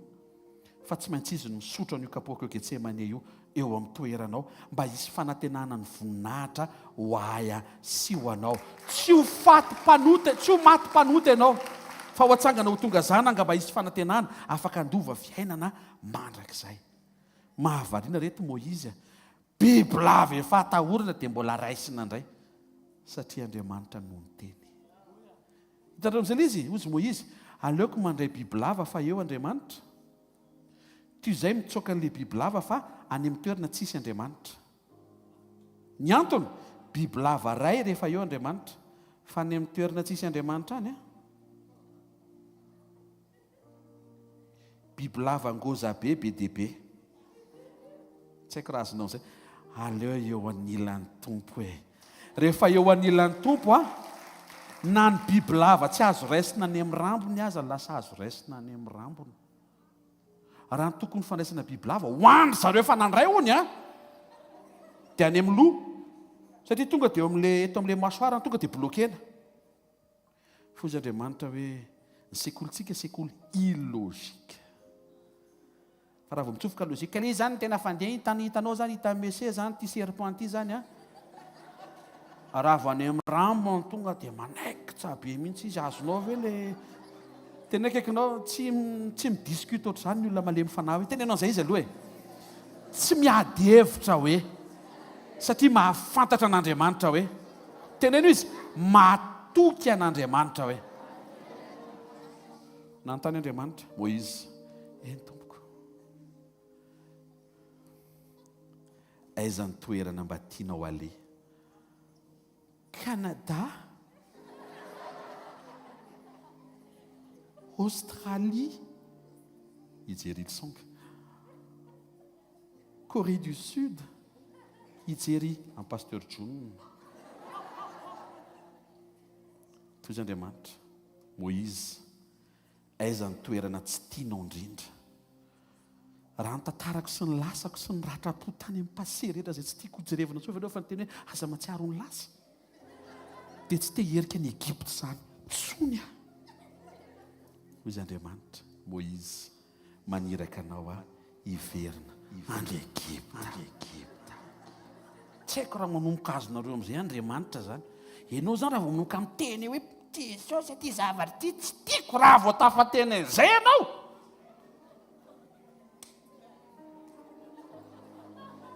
Ohatra me mahita lavitra ianao zany ohatra manomboka fatapatatrao ny zavatra hitranga ohatra Andriamanitra zao mametraka antso hoe miantso anao ho mpitandrina. Dia ianao allo ambasadora tsotra ihany fa tsy midikiditra mpitandrina zany. Andao ary fa zavatra tsy tiany hozy Andriamanitra any Egypte nefa nilako anao ary femenarana nefa na fifezana menarana ny eny tananao fa tsy fantatrao raha tsy miteny aloha. Nahazo aina ny fanatrehan'Andriamanitra hiteny amin'ny Moizy. Inona ny tenen'Andriamanitra tamin'ny Moizy vao nitokana to dia zao notantarain'Andriamanitra Moïse aty zavatra efa saika nitantaraiky efa ela be. Andeha hiresaka aminao lasa izy nisotro divay. Tsy voatantarandreo ilay izy. Andeha hiresaka amin'ny Abrahama lasa izy ohatry ny nanaka mijerijery hoe za tsy manana mpandovy zany foana ny teneniny anao. Tsy afaka miresaka izay. Isaka koa Jakoba tsy dia tena hoe tsy afaka e. Josefa moa dia iny fianan-joa azy iny moa zany dia efa izay zany. Fa ianao afaka miresaka aminao gaga Moïse. Miaina anao Tompo. Hitanareo ve mampahazo aina an'Andriamanitra hiresaka ny zavatra rehetra le faly amem-panahy. Rehefa ianao zany manomboka hoe Tompo aleoko aty an-tendrombohitra tsy misakafo satria teo am-pivadiana hanina izy fa miaraka aminao. Toy izay ary ambany tendrombohitra ao anaty tanty mikefina mana sy mihinana an'izay hohanina rehetra ao. Nefa ianao aty an-tendrombohitra. Dia tantara amin'izay Andriamanitra. Moïse fantatrao ve ny zavatra nitranga tamin'ny voalohany? Tsy fantatro izy Moïse. Za vao aingana niteraka. Izay indrindra ny tantarako anao satria zavatra tsy fantatrao ilay izy. Arahan-tany ny olona rehetra ianao efa maty daholo ny olona nentina natrika ilay izy fa za hitantara aminao hoe zao no nitranga. Mety ho gaga ianao. Atao inona? Ny azo any tiako fantatra pastera raha za miona amin'Andriamanitra ny tendrombohitra. Meko anao, zao no tiako fantatra hoe aizany tonga dia misy safira. Nakiray fotsiny, ohatran'io fotsiny tonga dia vita amin'ny fiaran'ny datoery kely fotsiny dia amboaritsika. Azareo zany le fa tsy safira sy haren'ny tany nangataha Moïse fo izay Moïse hoe zay teneninao dia teneno. Dia nitantarain'Andriamanitra Moïse zao ne no nitranga teo amintsika sy nareo tamin'ny voalohany. Misy zavatra napetrako fa rava ary tsy ety mihitsy ny fiainanareo raha tsy amboaritsika io. Hitanareo amin'izay mahatsara be n'le maheno an'Andriamanitra. Eo Andriamanitra mamboraka anao hoe mahatonga ny lobaty matetika iny tsisy chargeur e. Lasa iny jerevanao manena ary ty téléphone sao dia hitsahana ary mampententy kokoa. Azarazareo tiako manaonao foana fa Andriamanitra no miteny. Hitanao mahatonga ny lobaty mila chargeur. Hitanao mahatonga anao reraka io mila vavaka. Fa tsy mety raha tsy mivavaka mandraika hariva ka tsy reraka. Nareo ve tsy efa tratran'izany marainaka hatramin'ny hariva to dia ambony seza fotsiny mandinika ny zavatra rehetra dia tonga ny hariva dia reraka be. Dia gaga le olona mivoaka ny trano rehetra efa avy niasa efa mitondra angady. Ahoana voanareo hoe trano reraka tsika e. Nefa tsy manao nininina eo ny tena mahareraka ne tsy fizika e. Ato moral. Zay mahatonga ilay apekary moral. Alleloia. Teo izy Jesosy tsy te ho reraka. Normal be tsika iteny hoe io tsy te ho reraka. Tsy mety io raha tsy mivavaka. Aso ivavaka dia tsy mora reraka. Aso itehaka mafy tsara ho an'ny Tompo aloha e. Moïse tamin'ny Genesis tamin'ny vao nanomboka mbola tsisy olona. Fa zany teo dia maizina be. Dia niteny hoe misy mazava dia nisy ilona. Mazava automatikako. Izay teneniko anie Moïse dia mitrangy. Raha zao mitenenao hoe misy takosa. Karazan-tsakafo izay mbola tsy fantatrao androany Moïse fa zavatra ifandroitana be zany amin'ny fotoanan'ny pastera zao any amin'ny 2023. Fa raha eto miteny afaka hipotro zany. Nazavain'Andriamanitra ilay izy. Rehefa miforonoko ny voary rehetra dia nareo no miforonoko farany. Fa maninona Tompo? Satria nareo no nataoko tsara indrindra. Dia ahoana ilay tsara indrindra? Nataoko mitovy amiko nareo. Ianao tsy mandakorilina zanako. Mihaino ve tsika? Ianao tsy avy amin'ny rajako. Raha sendra misy olona ary miteny hoe isika dia avy amy dia teneno marina ianao amin'ny tena nitavanao mihitsy ny ahitako fa tena za mihitsy ianao. Mety ho tezitra ilay olona e. Baiboly no miteny fa tsy avy amin'izay ianao e, avy amin'Andriamanitra ianao. Zay ne mahatonga anao tsy makaiza tsy maintsy miverina eo amin'Andriamanitra. Raha zany eo tsy mandeha lavidavitra tsova teo dia zao fikiseo tsara Andriamanitra lakôly. Miaraha amin'Andriamanitra. rehefa mitantara Andriamanitra tamin'izay nitranga tao amin'ny Genesisy, lasa nafantatra amin'izay Mosesy hoe avy aiza ny olona. Nanomboka nisokatra ny sainy hoe inona ny programa mpamoron'Andriamanitra ho an'ny olona, inona no nitranga, fa manina lasa be problema ny olona isan'andro satria nisy namitaka. Ny nisokatra amin'izay masony Mosesy. Sofa nalemy fanahy Mosesy mba hahazo ain'Andriamanitra hitantarany zavatra nitranga tany amin'ny Genesisy. Tantarain'Andriamanitra, Moïse nareo anie tamin'ny voalohany ka intelligent be. Dia gaga Moïse, fa ahoana? Vao nanotona vao lasa stupide. Dia hazava ao Andriamanitra.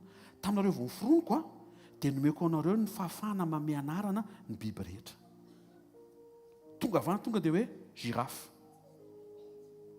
Miakatra avany tonga dia rhino. Séros. Tonga avany tonga dia hippopotame. Tsisy miverina indroa. De nature tonga dia manana an'ilay intelligence an'Andriamanitra mamorona zavatra mbola tsy misy. Jereo nareo amin'izao iPhone, le efa tamin'iny ihany mbola iPhone iny foana ny eo. Sifra fotsiny novaina. Dia mody asiana hoe Pro Max fa le teo ihany ny eo. Tsy manambany asanatria. Manao vavany tsy manana iPhone ndray. Tandremo Alléluia. Ozy Andriamanitra, ratsy ny ilay fahotana Moïse. Fantatro hoe zavatra nitranga. Nanomana zavatra tsara be ho anareo anie izahay. Fa rehefa tsy niaino any olona, fa niaino serpent, dia lasa nitsingalabongidina ny fiainanareo. Dia mety misaina hoe atao inona izany? Ilaina zaniko. Satria manomboka fantatro amin'izay hoe aika ianao io tao amin'ny programan'Andriamanitra feno voninahitra no nesoro ny fahotana fa naverin'i Jesosy amin'ny fahamendrehana afaka hiverinao indray rehefa manaiky ianao miombona amin'Andriamanitra sy hiavana aminy. Men'Andriamanitra ny didy folo, Moïse reto ny didy folo. Aza man'Andriamanitra hafa manajara aman-dreny anankifolo. Aza mamono olona, aza mamono tena satria tena dia olona. Misy mihaino hoe tonga eto solution suicide. Solution no misaoty avy eny amin'ny lavarangana. Ny solution miverina eo amin'i Jesosy dia miteny hoe tompo tsy zakako ty zavatra manjoa ty fa apio zany ny solution zany. Misy lalana ny ao mety tsy eritreretinao sy tsy ampoizinao. Ao anatin'ny safotofoto mety hitentsika eo tena tsy possible le izy. Fa mijoro eto manambaranao fa possible kahanao eo. Ary andreo ny ariva mahita fa misy olona tonga saina hoe tompo le miaraka aminao mihitsy mahafinaritra hosokafa ny lalam-piainanao amin'ny ara-maherin'i Jesosy Kristy avy Nazareta. Hosokafa ny lalam-piainanao eo.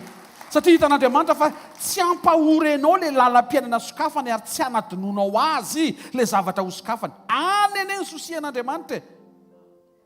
So dia lasa ny Kanada ianao dia tsy mivavaka intsony.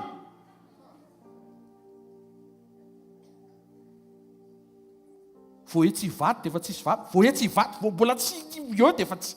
Alleluia! Ny rehefa miova. Ianena. Lasa ny andafy Zoma tsare.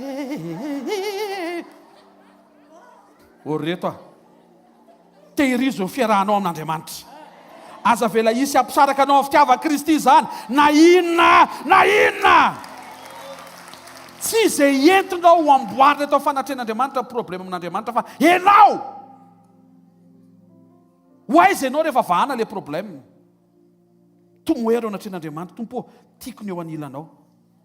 Vahanao io problème io, eo anilanao Mbola tsy vahanao io, eo anilanao Ozy Andriamanitra hoe, eo anilako ny tena tianao. Ary toa tsy amin'ny fahalemem-panahy malina. Averiko. Eo anilako ny tianao. Eny tompoko. Ny eo anilanao mandrakizay. Ny tsika senao. Miaraka daholo. Yes. Ataovy marina ny anatin'ny fo zany raikitra amin'izay tafiotra hatramin'ny farany ity Jesosy. Anaty sambo ianao baiko tafiotra dia mikalma eo. Tsy anaty sambo ianao mipotra anaty tafiotra ianao dia mibaiko an'io ihany keo. Milamina foana io tafiotra io. Rehefa misy tafiotra Jesosy tadiavina. Jesosy teo fa tsy aiza ilay tafiotra. Ary mahafinaritra amin'i Jesosy avy eo amin'ilay tafiditra izy mipotra. Anatin'ilay cyclone ao mihitsy izy mipotra. Za ihany ty. Amin'io ilay cyclone mbola tsy monsieur calmer fa monsieur mettre au devant les cyclones izy. Ianao dikan'izany ao aorianako io cyclone io fa calmenao e. Tsy maka izy io aza mijery n'io rivotra be tsisy ho jerena io. Za jerena ho Jesosy. Misy olona tian'Andriamanitra hijery azy tsara eto. Averenao amin'i Jesosy ny sainao, ny fonao, ny masonao, fifantohanao. Vita ny didy folo sy ny lalàna toy izy Andriamanitra hoe tia ny planiny tabernakla.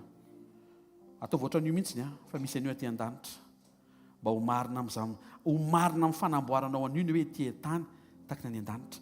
Fa raha vao misy tabernakely amboarinareo, dia ao amin'io tabernakely io foana afaka miresaka aminareo. Raha vao tsisy an'io, dia tsy midinao. Tsy asianareo toerana ho anao. Jereo ne? Raha tsy niteny an'izay zany Andriamanitra, dia ho sahirana ny fifandraisan'ny olona sy ny tompo. Fa sofa nisy malemy fanahy anankiray teo Moïse, niakatra tao an-tendrombohitra izy.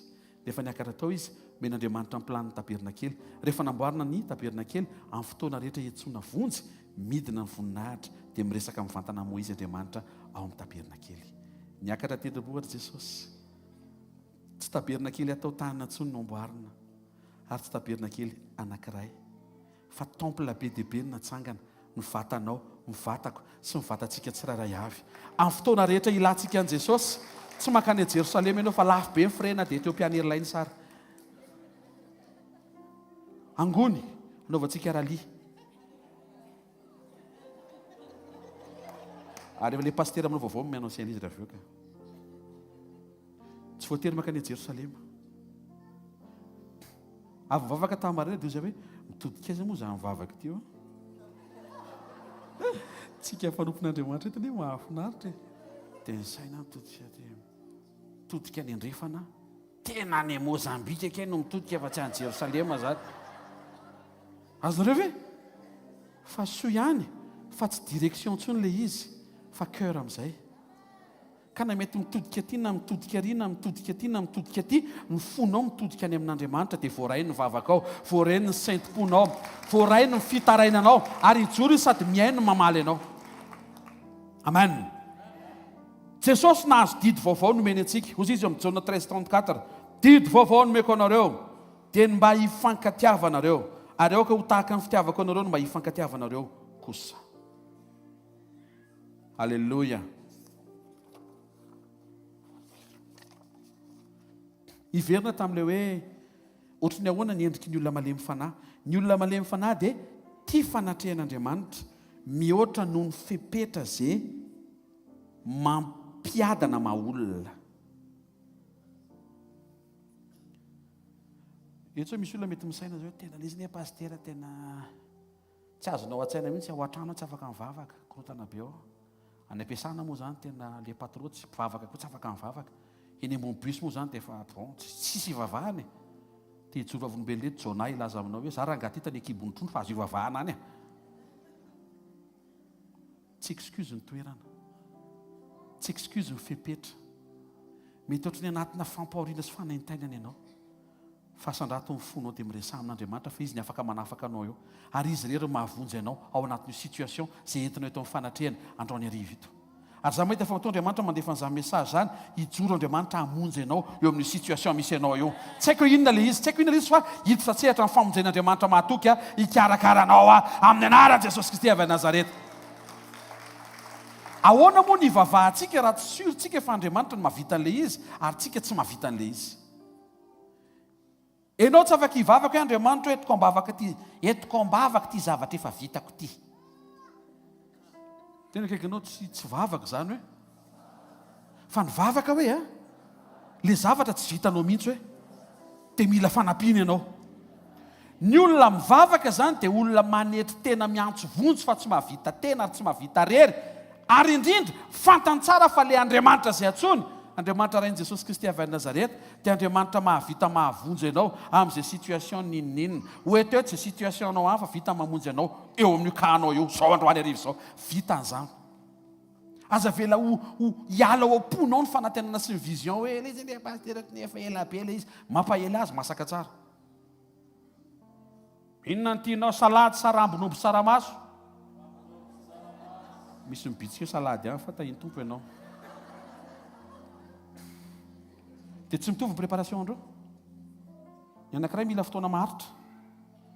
Ny anankiray tampasasana kely fotsy tonga dia asiana vinaigrette kely dia samy miala. Fa ny anankiray tsy maintsy maharitra aloha ianao. Enjehana aloha ilay omby.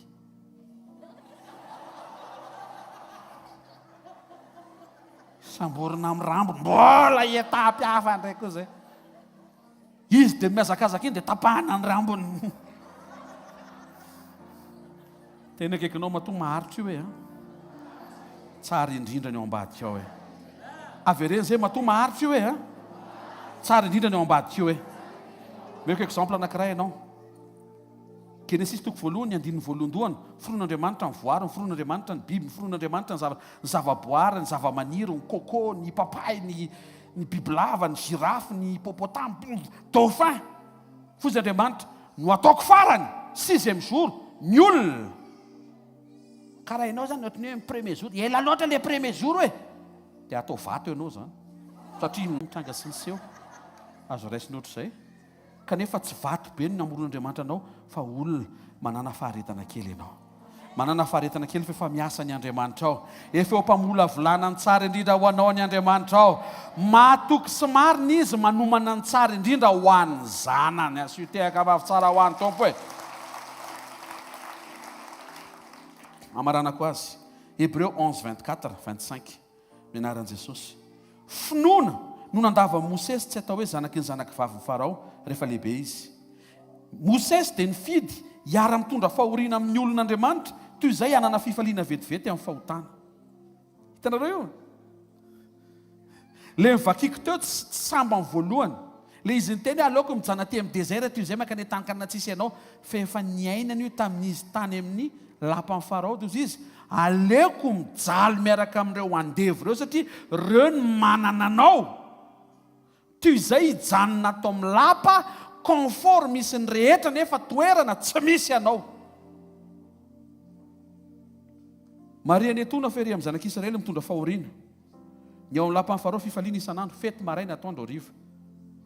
Zay tsy mampifaly eo tonga dia tapahana ny tendany. Tsy maintsy fety foana isan'andro. Fa nandinika Moïse. Ohatran'ny mifety mety mandiry zareo miaraka amin'le manjamaso be iny fa tsisy fiadanana. Azonareo ve? Mety mihinan-kanina be mihitsy tena hoe antilope mihitsy to dia le feany ray iny a Moïse fotsiny. Tompo. Fa rehefa mijery ambaravarakely Moïse mijery an'ilay zanak'Israely. Mofo anankiray zarain'ny olona 5 dia efa mandeha Elohim El Shaddai Yeshu. Nefa momba miaraka e. Dia faly ary. Dia Mosesy mijery ambaravarakely. Sady mihinan'ilay antilope tsisy tsirony any. Ozy izy Moïse. Ohatry ny anona misy Andriamanitra. Ohatry ny tsisy Andriamanitra atao amin'ny tanàna. Aleoko miaraka amin'ny zareo any. Fotry ny any Andriamanitra toy izay mijanona eto miaraka amin'ny dadabe Farao. Nefa tsisy Andriamanitra. Nafoy ny confort. Lasa izy nakany mivovoka. Satria ozy izy ireo ny olon'Andriamanitra. Ozy izy Moïse angamba ny Andriamanitra mba miaraka amin'ireo.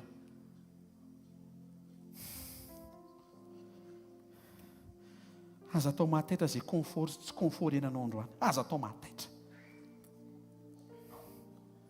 Ataovy mahazo antoka na atao fonao. Fa mangetaeta niaraka amin'Andriamanitra ianao. Halleluja. Aza lefa lavitra ny sainao indri. Mahatonga ohatr'izao anie pastera. Nanotane ahy. Vaovao isa maraina amin'ny famondrapony. Vao fo maraina. Vao miteny Andriamanitra hoe masoandro. Miposaka. Tsy afaka miteny masoandro hoe zara angaty miposaka raha tsinaka isan'andro zao dia posaka la. Tsy mankato e.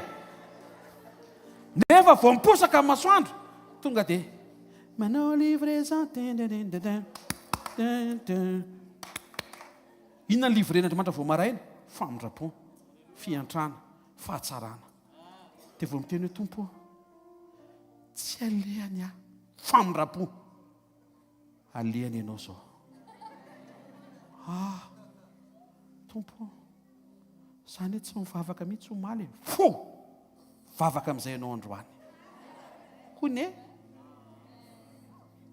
misy famindrapo anao isan'andro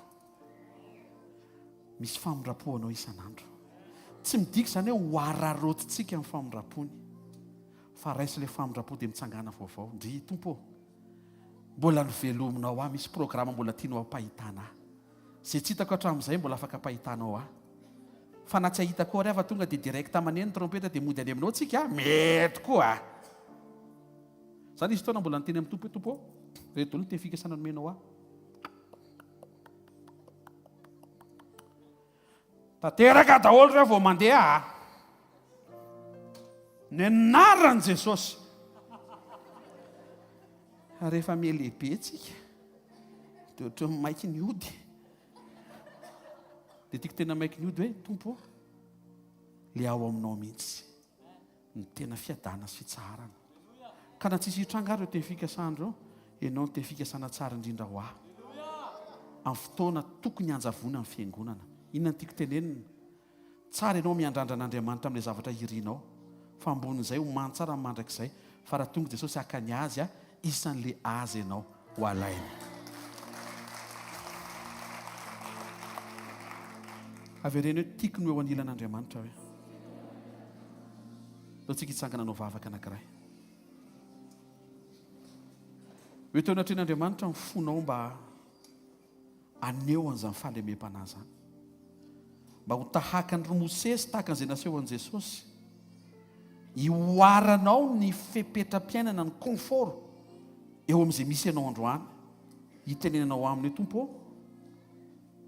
tsy izay miatra amiko fa ianao miaraka amiko mihitsy sy izaho miaraka aminao aza anatin'ny tanao dia manaova vavaka raha amin'ny anaran'i Jesosy Kristy avy Nazareta mitondra ny fonay izay ny fiainam-panahynay ny fisokafany ao anatinay satria nasianao ny fahalemem-panahinao tao anatin'ny fonay mba ahafahanay mahatsapa tahaka an'izay tsapa Moïse fa vita Moïse ny nanambara fa aleo ny miaraka aminao na dia toy ny fampahoriana sy fiafiana azy ny fepetra-piainana toy izay tanteraka mahita ny fahatanterahany nofinofy sy mivina nefa tsy hany ianao aoka izy fandraisan-dahatra teraka ompony zanaka ao tsiraray avy fa ianao tompony tsara indrindra fa tsy le fepetra hovaina na ara-pahasalamana zany na ara-karama na ara-piainana na ara-batana na ara-trano na inona ary zany misy saorana isan-kasitrahana misaotra fa afaka mandre ny teny fahamarinana avy aminao zay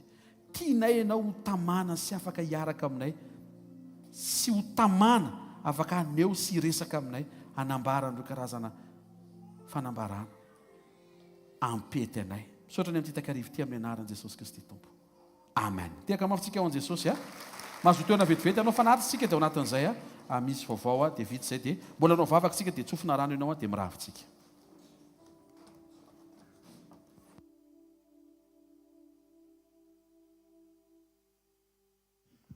Alleluia. Fary miara-batsika amin'ny anaran'i Jesosy Kristy tompo anatanteraka fanatritsika sakrifisy fahavolon-karena araroto foana ny fotoana ahafahanao mifandray amin'Andriamanitra na amin'ny alalan'ny fanatitra ampitiavana antsitrapoa ampifaliana alleluia fotoanantsika rehefa aveo ny pasteur sy mba mijanona kely misy fandaminana kely zay ho lazaina rehefa aveo ihany ny antony fa mba afa miomana sady ny pasteur sa rehetra mijanona vetivety ao aoriana ny fotoam-bavaka rehefa aveo raha pitso maraina ny fotoanantsika eto amin'ny fitora fandraisana fanasan'ny tompo dia ao aorianan'ny fandraisana ihany koa dia ny isan-tsampana mivory ho an'ny raha pitso ariva kosa any Paris misy fotoana izay jerevantsika amin'ny hvkl-mission manomboka amin'ny 2 ora sasany any fa amin'ny 3 ora sasany aty miaraka amin'ny pasteur Rodolphe Tafiny arivo raha pitso ariva izay fotoan'izay ny alatsinainy lahatitsika tsisy fotoana fa ho an'izay te hivavaka hitahiry ny hafanana ihany koa dia afaka misy ny Christian Life Palace afaka mamonjy an'izany fotoana izany tsika ny alahady miaraka amin'ny pasteur Sandratra ny alatsinainy a dia sekoly mpamahana olana, talata sekolyny mpanambinana, ny alarbi sekoly ny tokantrano sy fitahin'Andriamanitra. Etsy amin'ny supérieur Analakely deuxième étage no fotoanantsika amin'ny herinandro, araroto foana izany fotoana zany a, dia manomboka fitora ka hatramin'ny 7 ora sasany. Alleloia. Araka ny nambara teo a, dia isy ny grand rallye dao aloha tsika tehaka mafy be ho an'i Jesosy. Alleloia. Iza mbola tsy nahita zany bory mahajanga zany? Efa nahita daholo. Ary iza mbola tsy nahitan'i Jesosy? Efa nahita. Jesosy ny tena tadiavintsika fa bory ihany, fa tsara fa voninahitra ho an'ny tompo zany fa nivoaka ny autorisation afaka manantanteraka an'izany tsika. Alleloia. Amin'ny 16 au 18 juin ho avy zao, 16, 17, 18 juin any Mahajanga. Any fotoanantsika tsy run io na hoe gymkhana na pointe fa tena grand rallye. Azontsika ve zany? Dikan'izany zany dia ny zavatra iseho amin'izany koa tsy azoko an-tsaina hoe ahoatra ny ahoana fa Andriamanitra ngeza be izy, ngoda be izy dia mino fa ny zavatra homaniny ho an'ny mponiny Mahajanga ho antsika tsirairay avy koa ngoda be, tena ngoda be reto. Dia raha zah ianao mivavaka ngoda be mba atateraka tsara an'le fotoana sy mba hahafahantsika tsirairay avy koa mba samy te handeha any dia mba andao hivavaka hoe mba afaka, so dia mieritreritra hoe inona ahoana reny ahafahana mandeha, afaka ianao. Alleloia. Terena amin'ny anaran'i Jesosy afaka daholo mandeha any. Alleloia. Izay ny fotoanantsika any Mahajanga antsika 16, 17, 18 juin ho avy zao. Ndao tsika hitsangana ary. Izay mandeha mankany Mahajanga mitsangana, izay tsy mandeha mitsangana ihany koa. Alleloia. Satria anao resy lahatra fa handeha, injiro ety anoloana ny tananao dia ndao tsika hisaotra ny tompo. Raha amin'ny anaran'i Jesosy makasitraka anao izay raha eo. Misaotra anao izay fa mbola asehonao foana amin'ny fahatsaranao amin'ny zavatra rehetra. Ary misaotra ny amin'ny teny izay manokatra ny masom-panahinay, ahitanay marina rehetra momba anao. Misaotra tompo ny amin'ny taridalana rehetrarehetra, dia mbola misaotra ihany koa ny amin'ny fahafahany tsirairay avy manolotra ny fahafolon-karena, sakrifisy, ny fanatitra. Misaotra tompo, raiso akasitrahany zany ho voninahitra ny anaranao rery ihany. Dia makasitraka tompo ny anaran'i Jesosy. Amen. Ndao tsika tehaka mafy voninahitr'Andriamanitra. Aza raha tontanao dia hivavaka sika arany. Raha amin'ny anaran'i Jesosy tsarovo ny zanakao tsirairay avy izay tonga eto. Ninonina fepetram-piainana confort de vie mety misy anay androany, ary mety izay mihitsy ny anisan'ny tonom-bavaka entinay eto anatrehanao mba hietsara. Logika be zany. Kanefa androany dia nampianarinao izay hoe tokony hioatra n'olona fanatsaram-piainana hita maso ny etaentanay. Ampio ny zanakao tompo afaka anao an'izay dingana izay manomboka amin'ny takarivo ity. Atsapa amin'ny fandraisan-dahatra ny anaty satria ho atanjahanao amin'ny alalan'ny fanahinao ny toe-panahinay iaiky. Tahaka nanambara Moïse hoe aleonay miaraka aminao aty amin'ny désert. Ohatra miafiafy, ohatra ny tsy tena mbola hoe confort kanefa eo ianao, ary tena sura fa miaraka aminao izay ny tsara indrindra. Isokatra ao am-pony ny zanakao tsirairay izay tonga eto amin'ity takarivo ity, fa ny tsara indrindra dia enao miaraka aminy. Vavaka izay tompo amin'izay rehetra manjony tsirairay avy. Ao ny marary, mino izay fa enao ny manasitrana. Ary tonoana amin'ny fanasitrana amin'izay aretina, fampahoriana, fanentaina manjoanao. Sitrana amin'ny anaran'i Jesosy Kristy avy Nazareta. Afa amin'io rofo io. Aoka ho tonga ao anatinao ny etaeta hiaraka amin'Andriamanitra. Ninonina mitranga eo. Na ho ataon'Andriamanitra zao ny fanasitranana, na ho ataony miandalana, atao teraka ao am-ponao ny fandraisan-dahatra vato fantsika miraikitra tanteraka amin'ny tompo, fa tsy hisaraka aminy ianao ary tsy hiala aminy. Io tompo ny asa mandrarany tsirairay avy, ny fianarany ankizy sy ny fianaran'izay lehibe mbola mianatra. Io ny tokantrano izay rehetra tonga eto amin'ity takarivo ity. Aoka ho tokantrano tia miaraka aminao, ary manomboka eo indray ny tantara vaovao isehonao ny famatsiana sy fahavokarana na inona mety tsy voatonona tao anatin'izany vavaka izany ka ilany ny tsiraray fanampiana avy aminao jereo ny zanakao amin'ity takarivo ity tompo fandriamanitra ny fahagagana ianao andriamanitra ny supernaturel mahay an'le mihoatra amin'le tsy takatry ny saina ianao fa te hahita olona ianao ahatamananao dia olona tia miaraka aminao amin'ny anaran'i Jesosy Kristy avy Nazareta no anononako an'izao tsodrano izao mandehana fa ny fiarahanao amin'Andriamanitra dia tsy hisy afaka andrebireby na hanapotika izany manonona amin'ny anaran'i Jesosy Kristy tompo any fisiany fandraisan-dahatra ao am-ponao sy anatin'ny fanahinao lalina fa azao di-piarahanao amin'Andriamanitra izao hatramin'ny farany hatrany amin'ny mandrakizay iombonanao aminy mahita fa ho marina aminao ny loha hevitra no meny tompo androany hoe tiako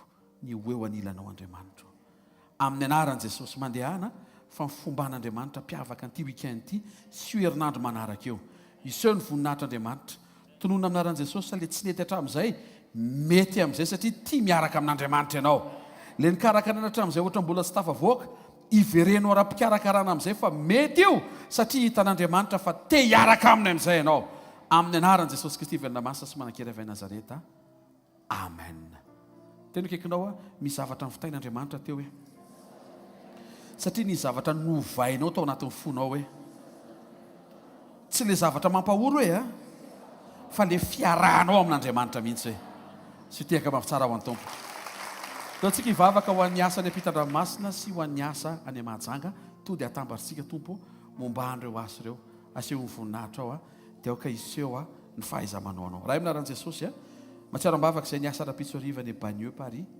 ho tahinao io fotoana io ary ho tahinao ny olona izay tonga manatrika eo izay manaraka izay andreny toroteny taka izany anko fa fanamanomana ny grand rallye any Mahajanga ho amirainao sy hafanganao zavatra rehetra izaliza manetahita sy faniriana tompo andray anjara ho tonga any dia hampahitanao fitizy any amin'ny fiasana fianarana amin'ny zavatra rehetra satria hitanao ny fony amin'ny anaran'i Jesosy Kristy avy Nazareta amen zareo fahasoavana fa ny fahasoavan'Andriamanitra ny mantoy izao ary ny fahasoavan'Andriamanitra ny mantoy izao anareo amen teny Jesosy tahoaly